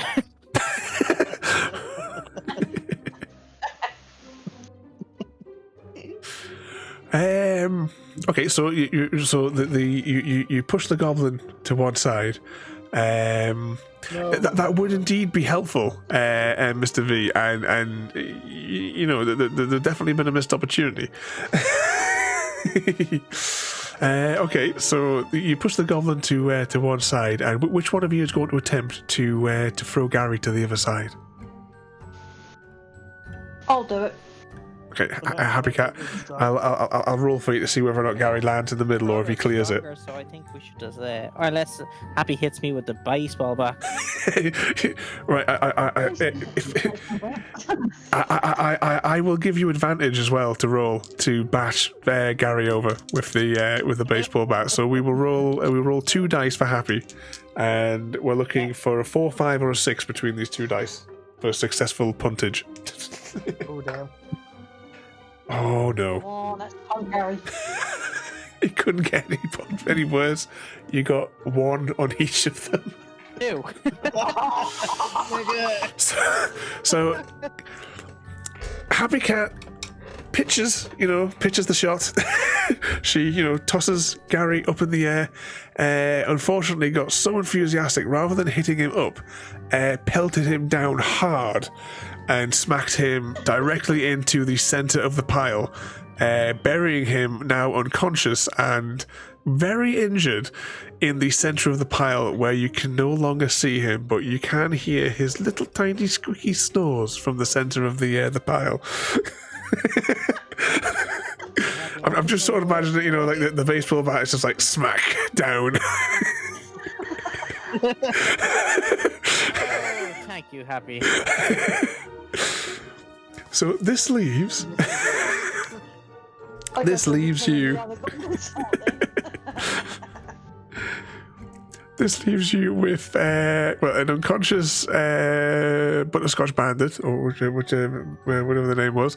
The chance we have now is to wake the rest of the goblins up. We have a Happy Cat there. We have Frodo is also awake. We also have this goblin who is standing at the side, quite upset that all of his friends are and is not sure what to do or to find help to get his friends out from the sleep zone. Does he have anything on him? Yeah, I was just going to ask that. Has he got anything on him? He might have, if you'd like to ask me if I have anything. Have you got anything on your person? I have some things on me that I always keep. I don't know what use it could be, but I have this 5-foot bungee cord that I looted from the wilderness. I don't know how that could be of any use to us in this situation, though.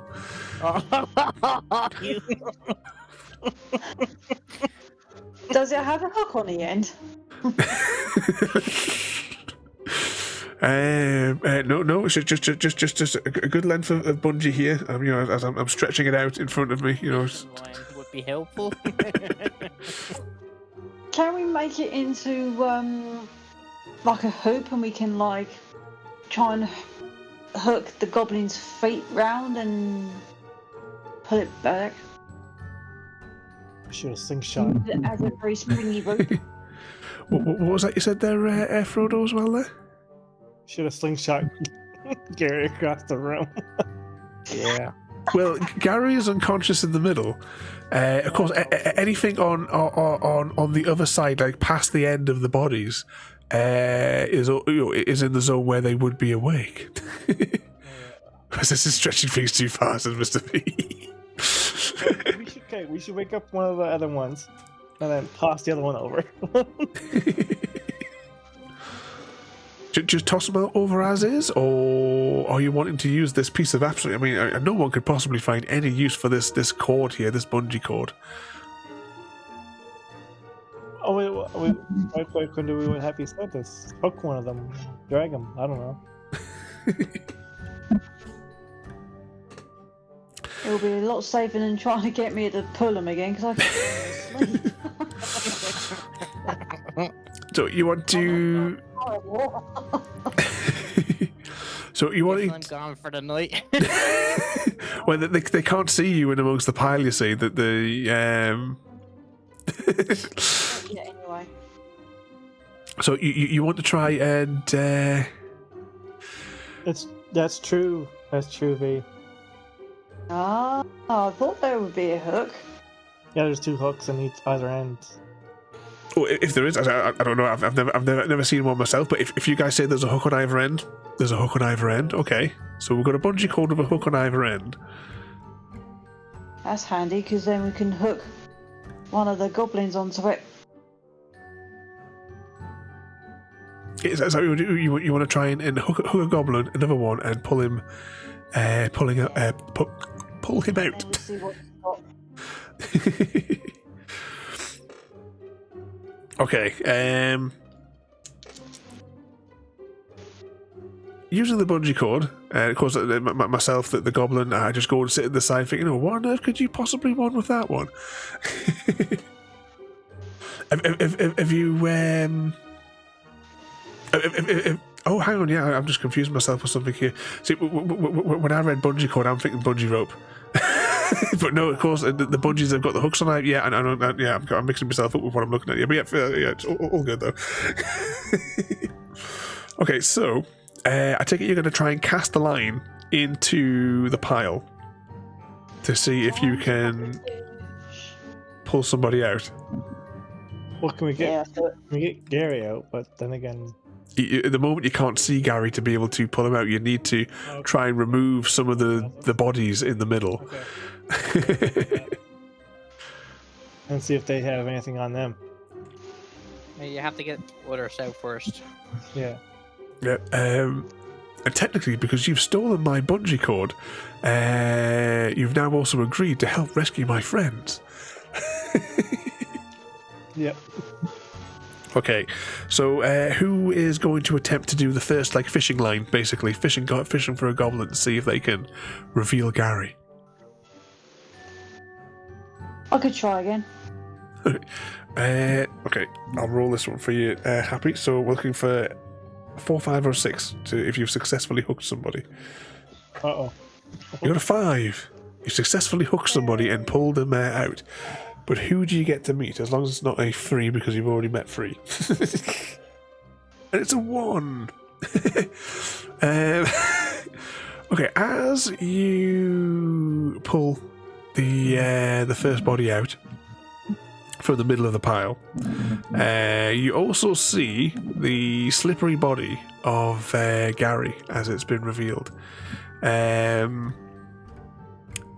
You pull out the goblin, and as he crosses over the zone, well, Gary's still unconscious in the middle because you're pulling the goblin. You pull out the goblin, and he immediately wakes up. And upon seeing you, has a who am I getting feedback off here? Someone got the stream on loud. Happy's doing something there, Mike. All right. I can't see Discord from my end because there's like some feedback coming through. But anyway, you pull the goblin pulls out, He sees you guys and is terrified. He has a panic attack, runs around in a circle, and then tries to leap over his comrades in the sleeping zone, and immediately falls unconscious again and lands back in the pile. Oh dear. But Gary's sleeping body is also still there. Are you going to attempt to hook Gary? Or try to come up with an alternative solution? Try and get me. Look at Gary. We got nothing on you. My sense of slapping glove. A perfectly miniaturized slapping glove, I'll have you know. Alright, I'll get Gary. Okay, who's going to make the attempt to retrieve Gary's sleeping body? Frodo. Yeah. Frodo. Okay, Frodo, if you can roll me a dice, please, to see if you successfully hook him. So cute asleep. You want something high? Oh, no. I got 3. You got a 3. Oh no. Uh-oh. Unfortunately, it misses, and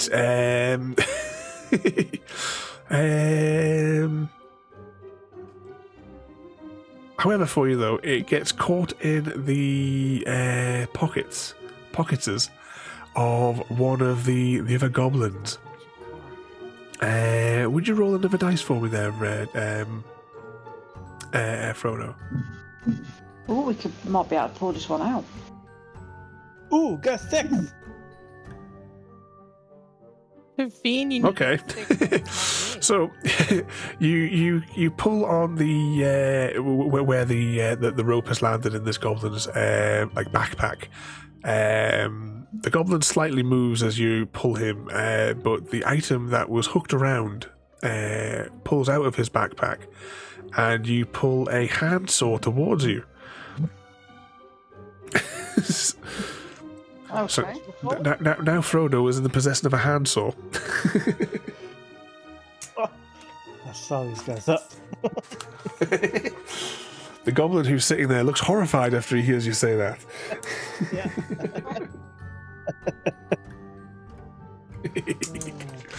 Am I rolling another dice? It's because do you want to try another attempt to see if you can get Gary out? How many attempts is this? This is like 4 attempts, isn't it? Is this attempt number 4? I think so. Anyway, so if you can roll another dice for me there, Frodo, if you're going to have another go to see if you can get him out. Yeah. Well, I got 3. Oh no. Yeah.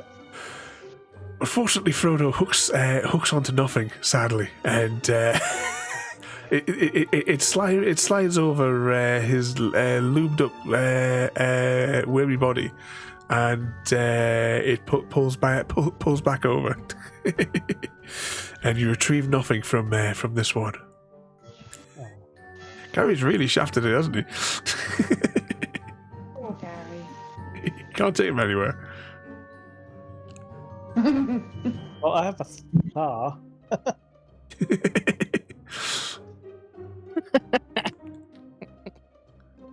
Well, I'm glad this goblin didn't run off and go back into the gas. Not like the other one.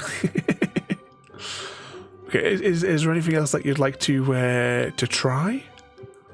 Or you want to keep on trying just to get to toss the line across the void to try and get Gary out? What else, Yeah, what else can we do? Yeah, well, I mean, does that goblin have any insights about the gas that you might do? Or is he just These are my clueless? sons. No, you asked the golden when he's like, no, I don't know what happens here. We were just walking along here, going to play with some explosives with our friends further down the maze, and then all of a sudden you were here dragging me out from the pile. Got to get the other goblins out because the leader said that he wouldn't help us until all his buddies were out. Yeah. Well, that was the exchange for the for this useless. I mean, technically, it is useless. This bungee cord. I can't imagine anyone having any real use for it. Should get a couple out. Just not Gary. Get 6 to 6, but then So you could attempt to pull Gary out. You could attempt to pull another goblin out, or you could try another solution. Oh. There's something he's not telling us because he can't. Well, I do know how this puzzle could be solved. We have to think. I have dropped in some key words, let's say. You keep mentioning the bungee cord. you're reading the book. Of course you do.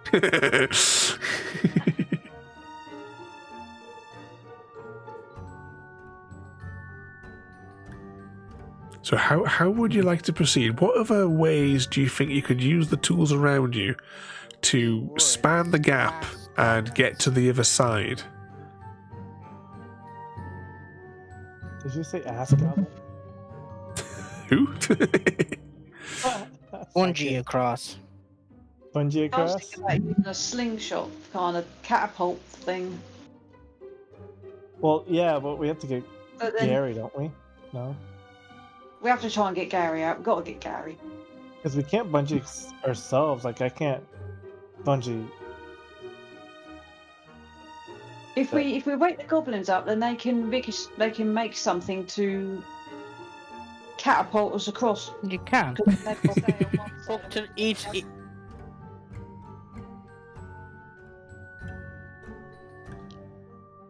I tell you what. There is 6 goblins. Yeah. The 6 that we can choose from the pool, but technically there's a lot more in there. But if we wake any more than 6 up, we have a problem. Yeah, I have 1 out at the moment. So me thinks of an idea. If you tie the bungee cord to me. Oh, go on then. Yeah, but Well, what is your idea, old goblin? Your big friend could throw one of us across with the bungee cord, yeah. and the bungee cord could then span the gap between. And if we then, after one of us wakes up on the other side, we would have the bungee cord spanning the gap between. Interesting.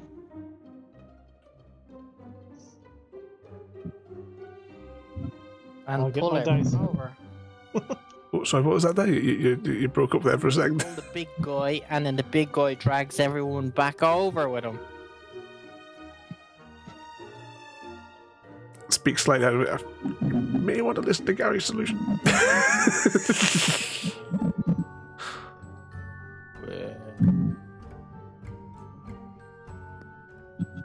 But if you throw me over with the bungee cord, Listen to my solution. then you can throw your cat friend over as well, and we could drag the big furry beast across, and he might be able to sweep all of my friends out from this sleeping area. That's what I was just going to say. I might be able to scoop everybody.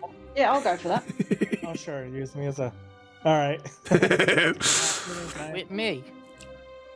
Okay, is Frodo going to toss us across? Yeah. I rolled a 5, so we're good. I was gonna say if you can roll 2 dice for me, and Okay. Yeah. Oh, dang it. All right, I'll go again. Oh dear. Well, What was I have a your- 3 and a 6. oh, that's okay. You take the highest because you have advantage on that anyway. Oh, So you successfully managed to throw Happy and I across. We have one end of the bungee cord. You wrap the other side around. You tie it around one of your horns, Frodo, and Happy Cat and I as the goblin, drag the giant sweeping brush, which is snoring away, completely oblivious to everything which is going on.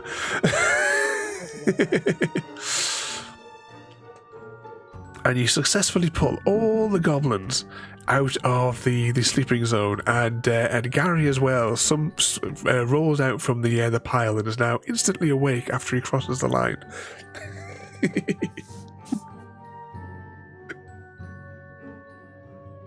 So the goblin now that you're all over on the other side. The goblin turns to you. Thank you for waking up my friends. The goblin leaves you with the bungee cord, so one of you can pop that in your on your inventory.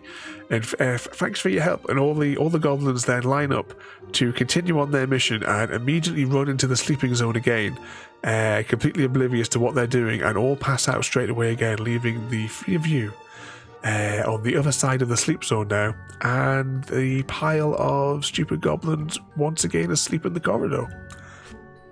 Silly goblins. So you've successfully managed, although it's taken a little bit.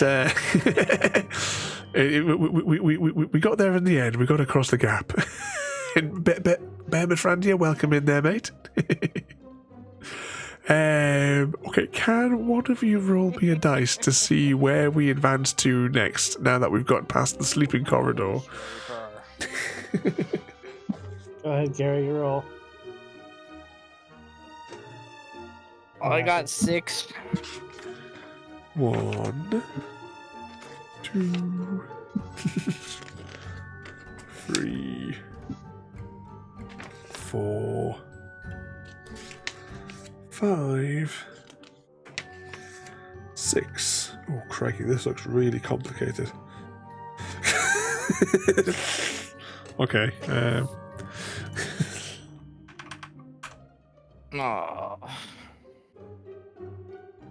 Let's have a little look. Rewind.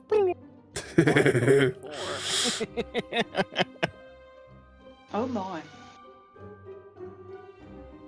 Let's see. How many options are if this is where we are. Or technically, if you complete this zone and then advance to, if you get a roll that's greater than 2, you would then technically be in the next section of the maze. Okay, let's just pop this here for a minute. And I don't know what the puzzle is in this one at all, so hold please a moment while we solve this puzzle.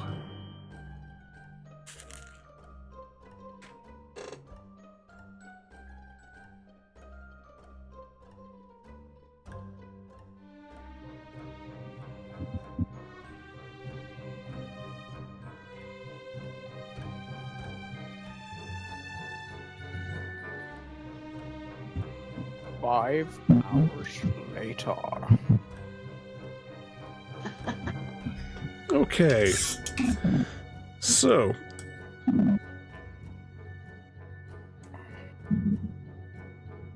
As you finally get away from the stupid goblins, as they have all gone back to sleep in a pile in the corridor because they didn't have the sense to think that maybe it's choosing a different way to go,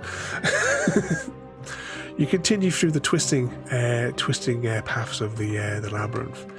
And you start to hear voices in the distance. The maze opens up into a wide amphitheater, crowded with dozens of different people from the labyrinth. It's full of dwarfs, goblins, fairies, worms.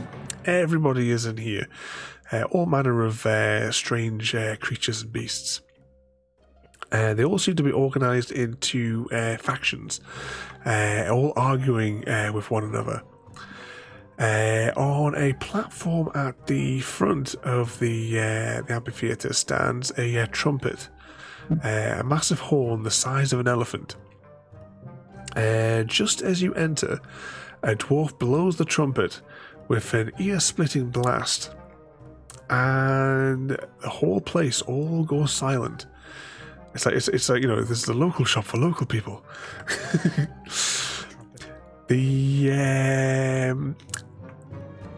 one of the dwarfs turns and points to bring on the gladiator, says Mr. V. The guests have arrived, calls the dwarf shouts. Let us hear what they have to say for themselves. So what do you have to say for yourselves, you troublemakers, you? Let's have a quick... I'm sorry, I've got to do the gladiator squad. Are you not entertained? There to die, scum. They come in peace. I come in peace, they don't. So, As I put my slapping glove on. Yeah.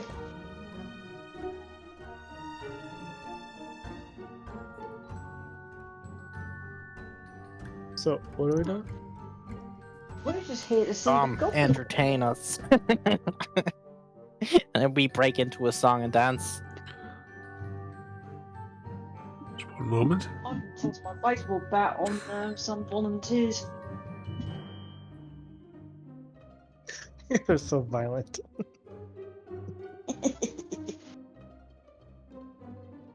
I haven't killed anyone yet. That's one of my traits. Which way Okay. is the goblin So. king? Yeah, I did turn the microphone back on there. So the dwarf who was the head of this group, the group was divided into two sections, and they demand an explanation from you and your actions throughout the maze.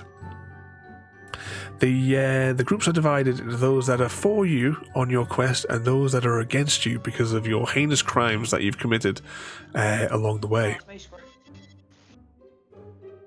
Oh, what was that there, Happy? Sorry? I'm screwed. Haven't done any crimes. You haven't got. I mean, the route that you've taken, you haven't actually really encountered that many of the NPCs that you could have. But it is all down to the roll of the dice. Like I said, that there was a tavern near the beginning that if we had rolled into that page, you would have met other people and you could have had the chance to go and do side quests for them, and then of course return back to the tavern to turn in the quest to get rewards and such, like that. But We've not really done it. I want to ask the goblin leader, what crimes have we made? Well, one of your crimes was you destroyed a watering hole. Your assistant was completely drained, and a knight of yore, an honourable knight of yore, was flushed away whilst he was trying to destroy an evil serpent.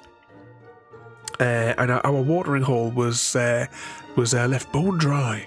How do you justify yourself with that? It was him. It wasn't us.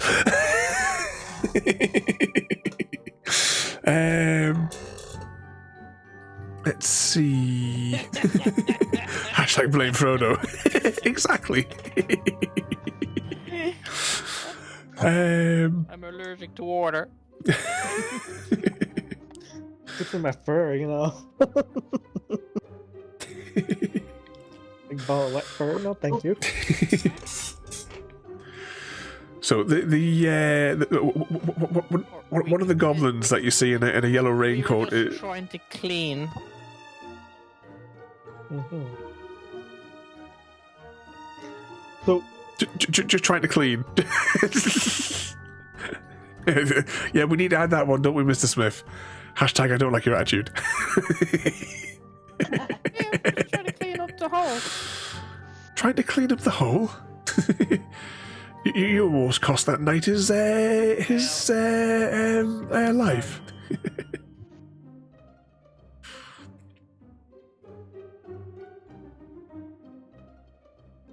Terribly sorry, but We just needed- saved that knight's life for being insane. I want to go home. Hey, could one of you roll a dice for me there?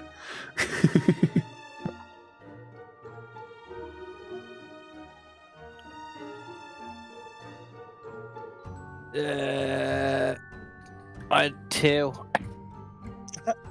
It's better than my 1.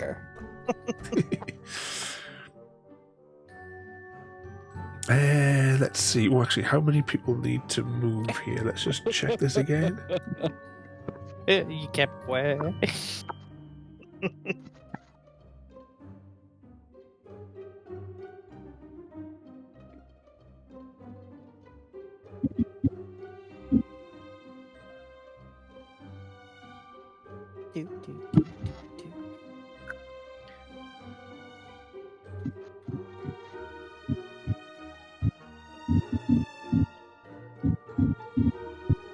Let's see if successful.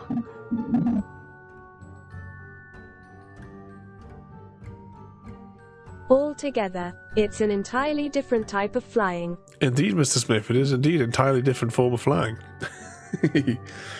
Let's have a spy here, though.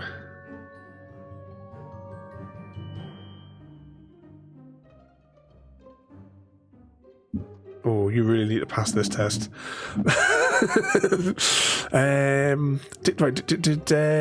Sorry, what was the dice roll that we got before? Or did someone roll a dice? It was a 2. It was a 2. I call it recall.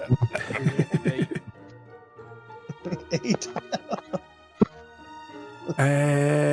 Okay, oh, hang on. I need to roll 2 dice to decide who it is that you are. Who it was that your accuser was. Oh. 4 and a 2. Your accuser was a girl in goblin armor. And so you rolled a 2. One random character cheers for your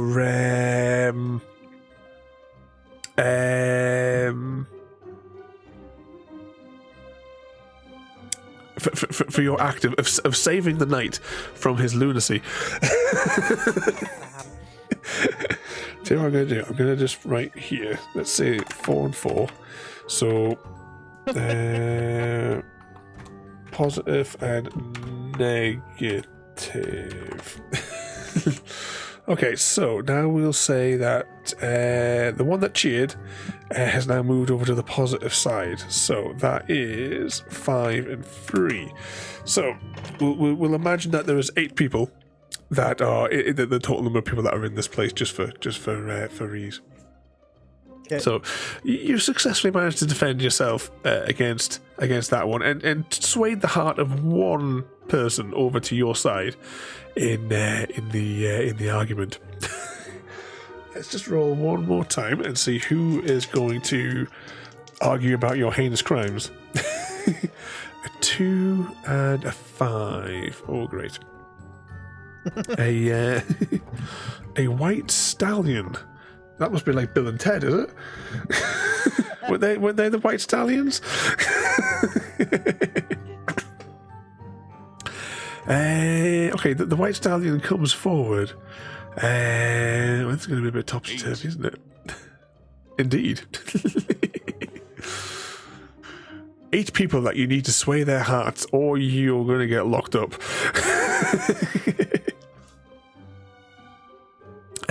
Okay, let's see. After you went to there, you went to. Oh, right. I know. So. It was happy.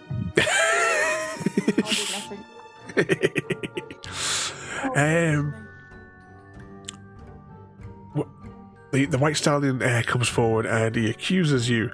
We heard tell that you vandalized a city of worms, destroying the bridges as you stomped through the maze, destroying huge areas of their miniature city.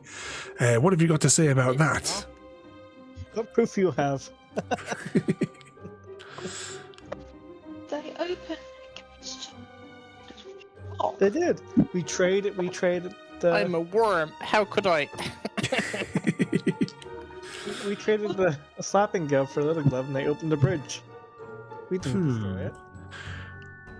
Let me see this slapping glove. Gary, whip it out. Gary whips it out, yep. I'll show you a close up of it. My whip. Your teeny tiny glove, man. I.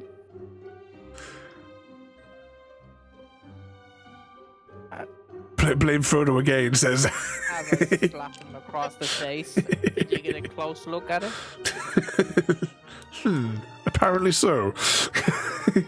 Okay, can you roll a dice for me, Gary, to see whether or not you've successfully convinced this chap that you were actually friends with the worms and they let you let you pass? Okay. And I'll give you advantage on this because you're a worm. I'll let you roll 2 dice. 5. Oh, you got a 5 in that case, so there's no need to roll a second dice. So you've successfully managed to sway the heart of another person, another Karen. Did she say another Karen? Yeah. Well, it's clearly there's a bunch of Karens that are complaining about nothing, aren't they? Yeah. Okay, who are you speaking to next? A 6 and a 3. A dwarf potions merchant. Oh.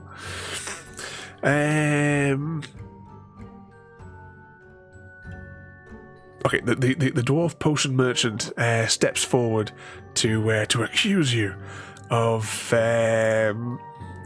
releasing a band of goblins back into the maze after he had so carefully knocked out this squadron of goblins that were coming to terrorize them. We heard tell that you released all of them from the sleeping zone, a potion that I had carefully set up. How do you defend yourself from releasing these vile creatures into our?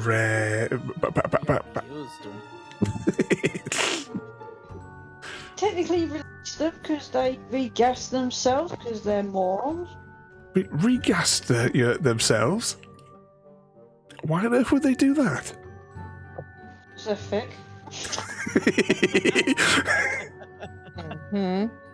So you say they are like your companion here, the worm? Don't say horrible things about my Gary. He's a cute little worm. With his little delicate slapping glove there. Rude. That is a good point, Mr. V. It's your fault. I fell asleep. Okay, would Frodo care to roll a dice for me to see whether or not he is convinced? If they've been convinced that they've actually gone back to sleep, these dwarves. Sorry, they're goblins even. Yeah, just the one, yes. I don't think they're going to believe us. You getting Frodo to roll? I got a 3. This is bad luck. He got a 3. Oh no. I got a 3, yeah. Frodo. So let's see. He got a 3, which means. See, I told you. There was jeering noises from the crowd. We don't believe that. You've unleashed the goblin hordes back into our maze. That also means another member has now crossed the line back into the line of the people who are want you locked up for all eternity. So you still have advantage. You still have 5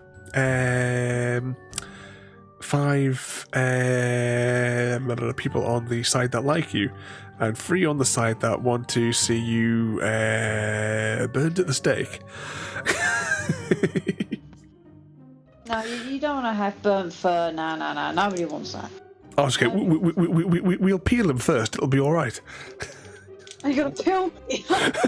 We'll peel Frodo. Okay, what we got there? A 4 and a 2. And it's the girl in goblin armor again. Long to burn me on a stake. just a little wiener thing. Stick you in a bun.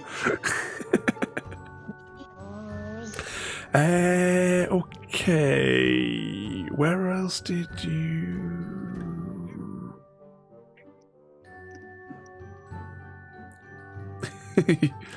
Happy ready, Sir Bat. Yeah, Happy standing there, brandishing her bat.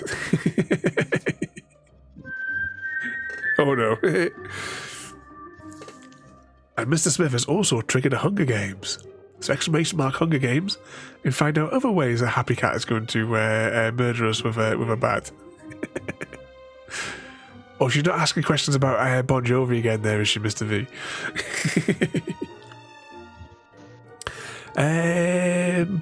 What was I going to say? Oh yeah, sorry, exclamation mark Hunger Games and or tribute, and find out who's going to get torn limb from limb. Whilst I try to remember, because I didn't write proper notes, which other chaoses did you cause? Sorry, people on the camera at work I had to pay attention to. Oh, do you still get those? Because remember you had those dodgy dealers or whatever that were there a while back. I think it was like last year, wasn't it? Yeah, no, I had a riot one I'll have to tell you off camera. I had more bother at your place. I'm surprised in America you haven't got like automatic turrets that would just shoot them. You definitely have one pointed at Trump. I'm just looking here as well. There is 3 from District 10. It's quite the party coming out of District 10 tonight. I'll tell you what, let's use the results of this Hunger Games to determine whether or not, if, as Gary entered it as well, if one of our explorers or adventurers wins the Hunger Games, then we will allow a success. Because you're demonstrating your survival skills in the maze. Oh, Jade's been killed. Ladies and gentlemen, we have our victor. Uh-oh. The winner of the Hunger Games. Vivornth. The Wookiee roar. Vivornth mimicked Chewbacca's iconic roar to distract and confuse Jade_EC. Then struck when least expected. Mr. V is the victor. And I leave to Mr. V to determine the fates of our explorers. Have they... is their quest just... Has the chaos they have inflicted on the maze, are the rumours true about what these 3 have gotten up to in the maze, or is it just rumours spread by the Goblin King? Your fate, their fate on the next check is in your hands, Mr. V. Do you guys want to present your case to Mr. V to decide whether or not do you think your quest is just and your actions have been justified as you've gone through the maze? Is this a team vote? Well, you guys need to put your case to Mr. V to decide he is the victor, so he can choose your fate. Is there anything you'd like to say to convince him? To get through, I'll be able to use my baseball bat. I can't do that. Exactly.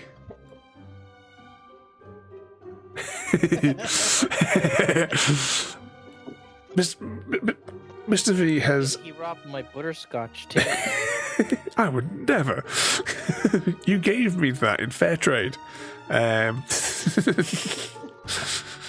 So you've passed the next test. Let's have a look and see what you've won.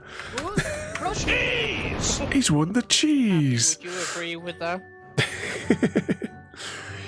Let's see now. If the party went through... Yes, you did go through Loma's door. So, yep, I'll accept that as for that. There's an extra bonus on there, so that migrates that one. If this is... Bob will... Okay, so you've been successful in your arguments. I don't know how, but somehow you managed to be successful with your arguments of rescuing a lunatic, the lunatic Mr. Smith in his rowboat that was jabbing and stabbing at nothing, I don't know if you want to apologise to these people for draining off their water supply, though.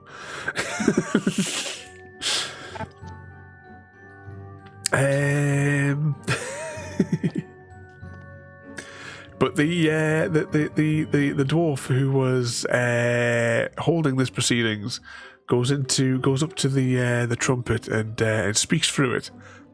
Mr. Smith apologises for nothing. He was determined he was going to get that invisible serpent. But his message is heard all across the hedge maze and through the stone walls. That your quest is just. And you will no longer be thrown into the prison at this time. And you're now free to proceed into the next zone. If one of you would care to roll a dice for me, it should actually put us into the next chapter. Yeah, as long as you don't bollocks it up, we should go into the next chapter.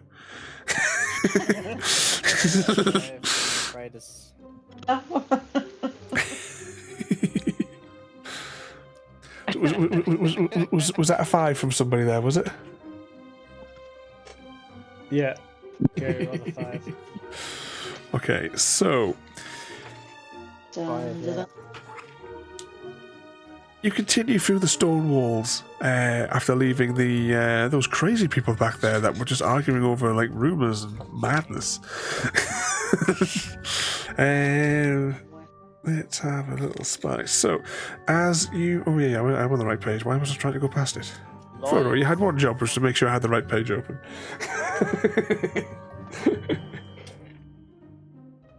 Okay, you notice that the walls around you are starting to change. They're the stone area that you've been walking through, the cold stone slabs that you've been walking across, are starting to change into grassed areas. There is the walls are becoming like mossied and replaced by hedges, and you have now entered the second area of the maze. You're now into the hedge maze section of the. I'm surprised that you haven't lost more time. You've still got 12 hours on the clock.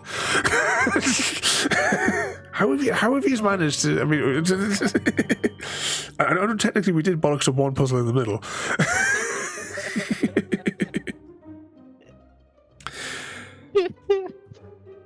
But you successfully somehow managed, with limited inventory. It's a dream team. And of course, having the hindrance of Gary on the team, you've managed to get through the first chapter, the first section of the maze, which I think that would be a good spot to leave it for this evening, if you guys are in agreement.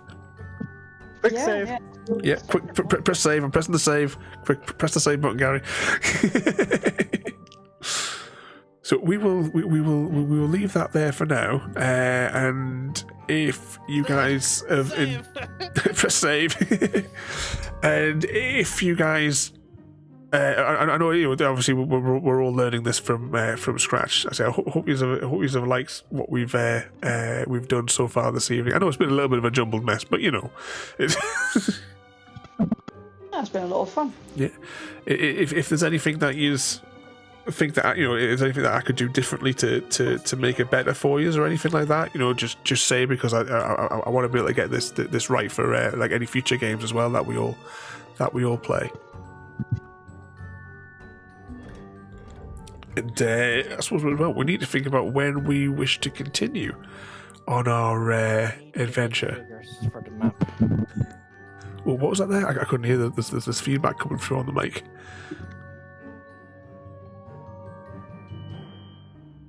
What was that, Gary? Oh, don't repeat myself, sorry. I can't hear a word of what you're saying. Little figures for the map. Oh, yeah, well, for the next time, maybe I'll try and rig something where I can actually put little markers to show you where you are on the map. Because at the moment, as I can cycle through the different rooms, so, if you pause it, you'll be able to see all the different rooms that we're going to potentially be going to visit as we advance through the maze. But like I said, there was like several other ones that where is it? You got like the tavern here that you can see on screen that we could have that's where you could have met some NPCs. You could have technically stole the dynamite on this corridor, the corridor with the explosives. Exactly, you could have had dynamite in your inventory. Now you tell us. I'm stealing everything from now on. Well, yeah, you have the opportunity. You can roll to steal from the things. And like I said, the challenge in the sleeping thing. If he's had the rope from the beginning, the 30 foot of rope, that probably would have made that a lot easier because you might have come to the conclusion that one person could have got thrown across, and tied the sleeping tied on the sleeping person and dragged them through the thing. There's all manner of weird and wonderful things that you can do with to get through. I'm just going to press some buttons here. I'm going to have to I'll have to do something with this to make sure this doesn't crash. For a newbie. As I always enjoy it, and I hope you guys as well that have been watching and chat as well have enjoyed this. Something a little bit different, because I would like to do some more of these in the future. If you're up for things, especially like the Fallout one and the Stargate one. I've also, if he's a fan of the Labyrinth, you might also like the Dark Crystal one as well, because it's by the same people that made the Labyrinth game. That one is a lot more complex, but I think the Labyrinth one is a nice like introduction sort of thing for starting. I think that works out quite nice. But we will continue with this story at some point. We'll have to work out a time when we can all come and play. Yeah. Okay. But for now, what's going on here? I'm going to press some buttons, and who can we go and say hello to? There's not many folk online tonight. So tomorrow night we'll be back in Skyrim. That is the mission for tomorrow. I can't remember where we left it exactly last time. What did we? Oh yeah, we finished that quest line for the whatchamacallit, didn't we, last time? That's what we did last week. I know that helps it. The one where we had to forge the blue cog thing. For the ghost woman, we completed her side quest last time. That's what we did last time. Yeah, after rummaging around for ages trying to figure out where this thing was that we had to go through.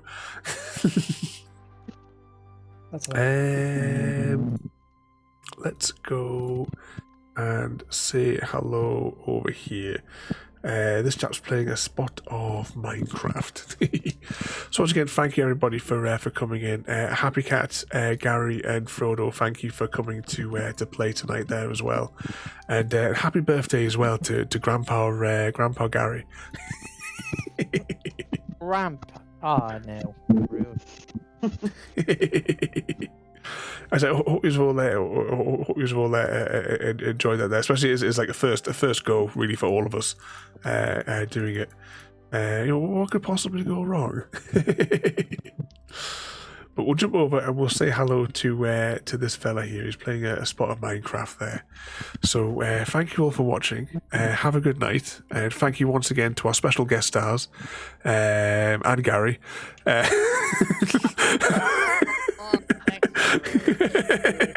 So thank you all for watching. Have a good night. We'll see you all next time. Thank you for joining me today. If you are enjoying our journey and would like to see more, then please rate, comment, favourite and subscribe in whichever manner your chosen platform allows. If you are joining us on Twitch, Mixer or YouTube, where we have loads more for you to watch, from our live streams to all our episodes across our various series. You can also drop by and say hi over on Discord, where we chat about everything from Minecraft to books and movies to tabletop games. But most importantly, thank you very much for watching and have a lovely day.